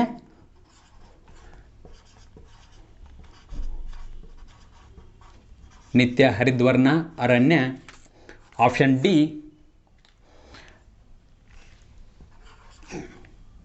ಪತನಶೀಲ ಅರಣ್ಯ ಅಂತ ಕೇಳಿದರೆ ನಮ್ಮ ಒಂದು ಆನ್ಸರ್ ಏನಾಗ್ತಾನೆ ನೋಡೋಣ. ಕರ್ನಾಟಕದಲ್ಲಿ ಪ್ರಮುಖವಾಗಿ ಈ ಒಂದು ಶ್ರೀಗಂಧದ ಮರಗಳನ್ನು ಬೆಳೀತಾ ಇದ್ದು, ಈ ನದಿಗೆ ಪರ್ಟಿಕ್ಯುಲರ್ ಆಗಿ ಮತ್ತು ಪ್ರತ್ಯೇಕವಾಗಿ ಶ್ರೀಗಂಧದ ನಾಡು ಅಥವಾ ಶ್ರೀಗಂಧದ ಬೀಡು ಅಂತ ಕರಿತೀವಿ ನಾವು ಕರ್ನಾಟಕದಲ್ಲಿ ಪ್ರಮುಖವಾಗಿ ಶ್ರೀಗಂಧದ ಮರಗಳು ಕಂಡುಬರುತ್ತಿದ್ದು, ಇವುಗಳು ಎಲ್ಲಿ ಕಂಡು ಬರ್ತವೆ ಅಥವಾ ಯಾವ ಒಂದು ರೀತಿಯ ಅರಣ್ಯದಲ್ಲಿ ಕಂಡು ಬರ್ತವೆ ಅನ್ನೋದು ನೋಡೋಣ. ಈ ಒಂದು ಮುಳ್ಳಿನ ಕಾಡುಗಳು ಪ್ರಮುಖವಾಗಿ ಒಂದು ಮರುಭೂಮಿಯ ಇಂದ ರಚಿತವಾದಂಥ ಒಂದು ಪ್ರದೇಶದಲ್ಲಿ ಮುಳ್ಳಿನ ಕಾಡುಗಳು ಕಂಡುಬರ್ತವೆ. ಹಾಗಾದರೆ ನಮ್ಮಲ್ಲಿ ಮರುಭೂಮಿ ಪ್ರದೇಶಗಳು ಯಾವುವು ಕಂಡುಬರೋದಿಲ್ಲ. ಮ್ಯಾಂಗ್ರೋವ್ ಕಾಡುಗಳು ಕೂಡ ಕಂಡುಬರ್ತವೆ. ಸ್ವಲ್ಪ ಪ್ರಮಾಣದಲ್ಲಿ ಮ್ಯಾಂಗ್ರೋವ್ ಕಾಡುಗಳನ್ನು ನೋಡ್ತೀವಿ. ಮ್ಯಾಂಗ್ರೋವ್ ಕಾಡುಗಳು ಆ್ಯಕ್ಚುಲಿ ಶ್ರೀಗಂಧದ ಮರಗಳನ್ನು ಒಂದು ರಚನೆ ಆಗಲಿಕ್ಕೆ ಹೇಳ್ಬೇಕಂದ್ರೆ ನಿತ್ಯ ಹರಿದ್ವರ್ಣದಿಂದ ಒಂದು ಆವೃತವಾದಂಥ ಅಥವಾ ಸದಾ ಹಸಿರಾಗಿರುವಂಥ ಒಂದು ಕಾಡುಗಳಲ್ಲಿ ಶ್ರೀಗಂಧದ ಮರಗಳು ಕಂಡುಬರ್ತವೆ. ಪ್ರಮುಖವಾಗಿ ನಾವು ಭಾರತದಲ್ಲಿ ಶ್ರೀಗಂಧದ ಮರಗಳನ್ನು ಕಾಣಬೇಕಾದ್ರೆ ಪಶ್ಚಿಮ ಘಟ್ಟದಲ್ಲಿ ಕಂಡುಬರುವಂತಹ ಒಂದು ಪ್ರಮುಖ ಒಂದು ಪ್ರದೇಶಗಳಾಗಿದ್ದು, ಕರ್ನಾಟಕವು ಕೂಡ ಪಶ್ಚಿಮ ಘಟ್ಟದಲ್ಲೇ ಕಂಡುಬರೋದನ್ನು ನೋಡ್ತೀವಿ. ಹಾಗಾದರೆ ಕರ್ನಾಟಕದಲ್ಲಿ ನಿತ್ಯ ಹರಿದ್ವರ್ಣಗಳ ಕಾಡು ಪಶ್ಚಿಮ ಘಟ್ಟದಲ್ಲಿ ಕಂಡುಬರುತ್ತಿದ್ದು, ಇವು ನಿತ್ಯ ಹರಿದ್ವರ್ಣ ಅರಣ್ಯಗಳಲ್ಲಿ ಅಥವಾ ಕಾಡುಗಳಲ್ಲಿ ಕಂಡು ಬರ್ತವೆ ಅಂತ ನಾವು ಹೇಳ್ಬೋದು. ಪತನಶೀಲ ಅರಣ್ಯ ಅಂದರೆ ಹಾಳಾದಂಥ ಅರಣ್ಯವು ಅಲ್ಲಿ ಮರ ಬೆಳೀಲಿಕ್ಕೆ ಸಾಧ್ಯ ಇಲ್ಲ, ಅಲ್ಲಿ ಬಯಲು ಸೀಮೆ ಪ್ರದೇಶವಾಗಿರುತ್ತೆ. ಹಾಗಾಗಿ ಒಂದು ನಿತ್ಯ ಹರಿದ್ವರ್ಣ ಅರಣ್ಯ ಕಂಡು ಬರುತ್ತೆ ಅಂತ ಹೇಳ್ಬೋದು. ಮ್ಯಾಂಗ್ರೋವ್ ಅರಣ್ಯಗಳು ಕೂಡ ಕುಂದಾಪುರ, ಕರ್ನಾಟಕದಲ್ಲಿ ಕುಂದಾಪುರ ಅಥವಾ ಮಂಗಳೂರು, ದಕ್ಷಿಣ ಕನ್ನಡದಲ್ಲಿ ಸ್ವಲ್ಪ ಕಂಡು ಬರುತ್ತೆ. ಅಲ್ಲಿ ನಮ್ಮ ಶ್ರೀಗಂಧದ ಮರಗಳು ಸ್ವಲ್ಪ ಪ್ರಮಾಣದಲ್ಲಿ ಕಂಡು ಬರ್ತವೆ. ಹಾಗಾದರೆ ಅತಿ ಹೆಚ್ಚು ಮರಗಳು ನಿತ್ಯ ಹರಿದ್ವರ್ಣ ಕಾಡದಲ್ಲಿ ಕಂಡು ಬರ್ತಾವೆ ಅಂತ ನಾವು ನೋಡಬಹುದು. ಸ್ನೇಹಿತರೆ, ಮುಂದುವರೆದ ಒಂದು ನಾವು ಕ್ವಶನ್ ಅನ್ನು ಡಿಸ್ಕಸ್ ಮಾಡೋಣ. ಸ್ನೇಹಿತರೆ,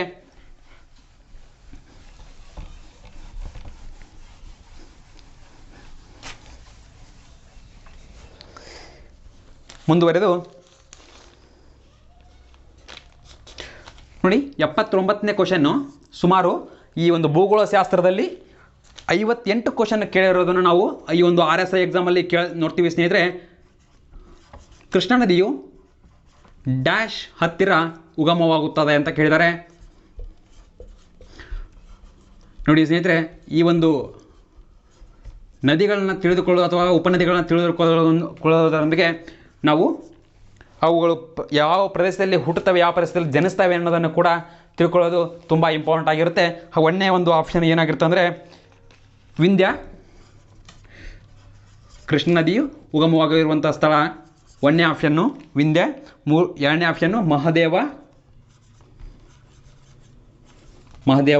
ಮೂರನೇ option Nashik, D option Mahabaleshwar.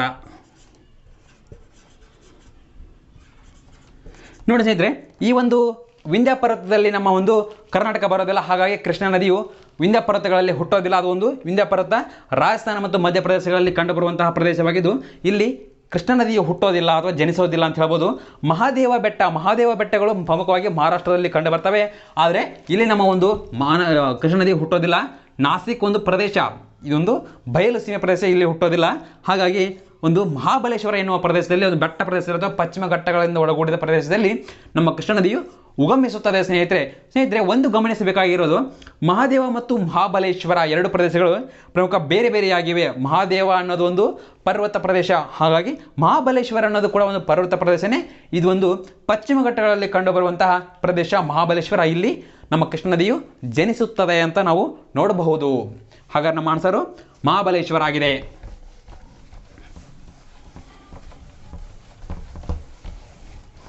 ನೋಡೋಣ ಒಂದು ಮುಂದುವರೆದಂಥ ಒಂದು ಕ್ವಶನ್ನು.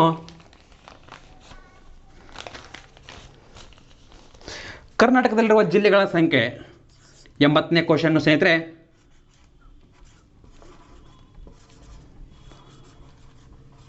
ಕರ್ನಾಟಕದಲ್ಲಿರುವ ಜಿಲ್ಲೆಗಳ ಸಂಖ್ಯೆ ನೋಡಿ. ಇತ್ತೀಚೆಗೆ ನಮ್ಮ ಒಂದು ಕರ್ನಾಟಕ ರಾಜ್ಯದಲ್ಲಿ ಹೊಸದಾಗಿ ವಿಜಯನಗರ ಜಿಲ್ಲೆ ಅಂದರೆ ಬಳ್ಳಾರಿ ಮತ್ತು ಹೊಸಪೇಟೆಗಳ ನಡುವೆ ಹೊಸ ಒಂದು ಜಿಲ್ಲೆ ಉತ್ಪತ್ತಿಯಾಗಿದ್ದು, ಅದು ವಿಜಯನಗರ ಅಂತ ನಾವು ಹೇಳಬಹುದಾಗಿದೆ. ಸ್ನೇಹಿತರೆ,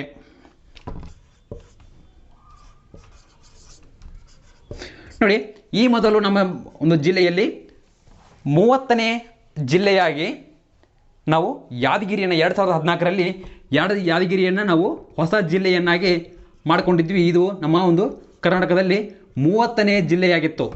ಹಾಗಾಗಿ ಈ ಒಂದು 2020 ಡಿಸೆಂಬರ್ 3ರಂದು ತೆಗೆದುಕೊಂಡ ತೀರ್ಮಾನದಲ್ಲಿ 31ನೇ ಜಿಲ್ಲೆಯಾಗಿ ವಿಜಯನಗರ ಹೊರಹೊಮ್ಮಿದ್ದನ್ನು ನಾವು ನೋಡಬಹುದು. ವಿಜಯನಗರ ಅಂತ ಯಾಕೆ ಇಟ್ಟರಂದರೆ ಇಲ್ಲಿ ಪ್ರಮುಖವಾಗಿ ವಿಜಯನಗರ ಸಾಮ್ರಾಜ್ಯ ಅಥವಾ ಹಂಪಿ ಒಂದು ಪ್ರದೇಶ ಕಂಡುಬರೋದ್ರಿಂದ ಇದನ್ನು ವಿಜಯನಗರ ಸಾಮ್ರಾಜ್ಯ ಆಳಿದಂಥ ಪ್ರದೇಶವಾಗಿರೋದ್ರಿಂದ ಇದನ್ನು ವಿಜಯನಗರ ಅಂತ ಕರೀತಾರೆ. ಇದು ನಮ್ಮ ಕರ್ನಾಟಕದ ಒಂದು 31ನೇ ಜಿಲ್ಲೆಯಾಗಿ ಉಗಮಿಸಿದೆ ಅಂತ ಹೇಳ್ಬೋದು. ಆಪ್ಷನ್ ಡಿ ನಮ್ಮ ಒಂದು ಆನ್ಸರು 31 ಆಗುತ್ತೆ ಸ್ನೇಹಿತರೆ.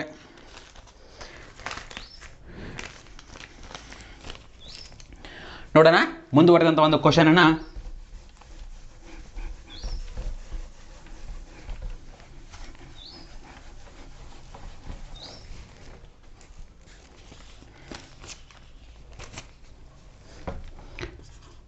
ಎಂಬತ್ತೊಂದು ಕ್ವಶನ್ ನಂಬರ್.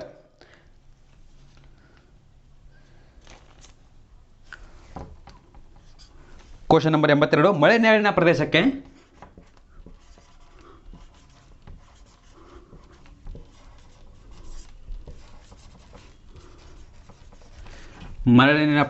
ಮಲೆನಾಡಿನ ಪ್ರದೇಶಕ್ಕೆ ಡ್ಯಾಶ್ ಸಿಗುತ್ತದೆ. ನೋಡಿ ಆಪ್ಷನ್ ಎ ಏನು ಅಂತ ಹೇಳಿ ಏನು ಕೊಟ್ಟಿದ್ದಾರೆ ಅಂದರೆ ಹೆಚ್ಚಿನ ಪ್ರಮಾಣದಲ್ಲಿ ಮಳೆ, ಹೆಚ್ಚಿನ ಪ್ರಮಾಣದ ಮಳೆ,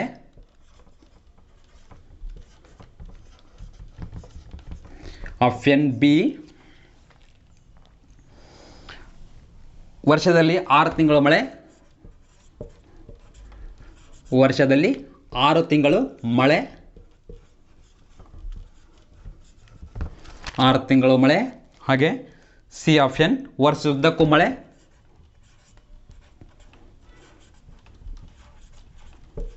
ವರ್ಷದುದ್ದಕ್ಕೂ ಮಳೆ. ಆಪ್ಷನ್ ಡಿ ಕಡಿಮೆ ಅಥವಾ ಮಳೆ ಇಲ್ಲ ಅಂತ. ಆಪ್ಷನ್ ಡಿ ಕಡಿಮೆ ಅಥವಾ ಮಳೆಯೇ ಇಲ್ಲ.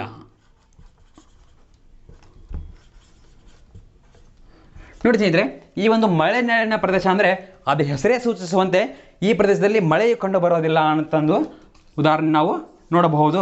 ನಮ್ಮ ಭಾರತದಲ್ಲಿ ಪ್ರಮುಖವಾಗಿ ಅರಬ್ಬಿ ಸಮುದ್ರದಿಂದ ಬೀಸುವಂತಹ ಒಂದು ನೈಋತ್ಯ ಮಾನ್ಸೂನ್ ಮಾರುತಗಳಿಂದ ಮಳೆಯು ಉಂಟಾಗ್ತಿದ್ದು ಈ ಒಂದು ಪಶ್ಚಿಮ ಘಟ್ಟದಲ್ಲಿ ಅತಿ ಹೆಚ್ಚು ಮಳೆಯು ಆಗುತ್ತಿದ್ದು, ಹಾಗೆ ಪಶ್ಚಿಮ ಘಟ್ಟದಲ್ಲಿ ಅತಿ ಹೆಚ್ಚು ಎತ್ತರವಾದಂಥ ಬೆಟ್ಟಗಳಿದ್ದು ಅವುಗಳು ಮಳೆಯನ್ನು ತಡೆದು ಮುಂದೆ ಪಾಸ್ ಆಗೋಕ್ಕೆ ಮಳೆಯನ್ನು ಬಿಡೋದಿಲ್ಲ ಗಾಳಿಗಳು.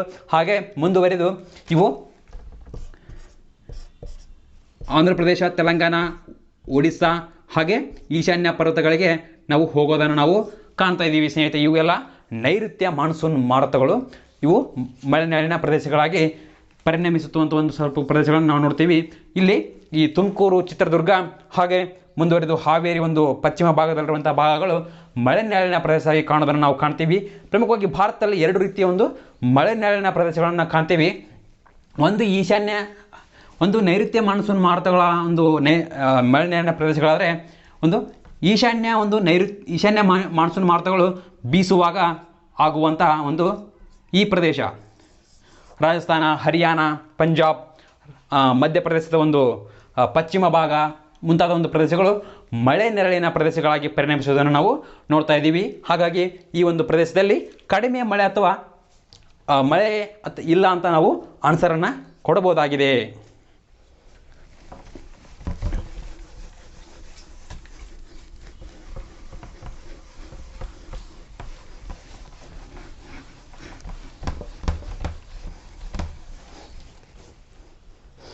ಮುಂದುವರಿದು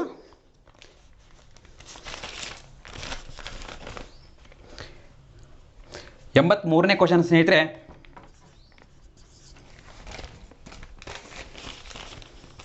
ಸರಿ, ಈ 83ನೇ ಕ್ವಶನನ್ನು ನಾನು ಮುಂದೆ ಮತ್ತೆ ಕಂಟಿನ್ಯೂ ಮಾಡ್ತೀನಿ ಸ್ನೇಹಿತರೆ.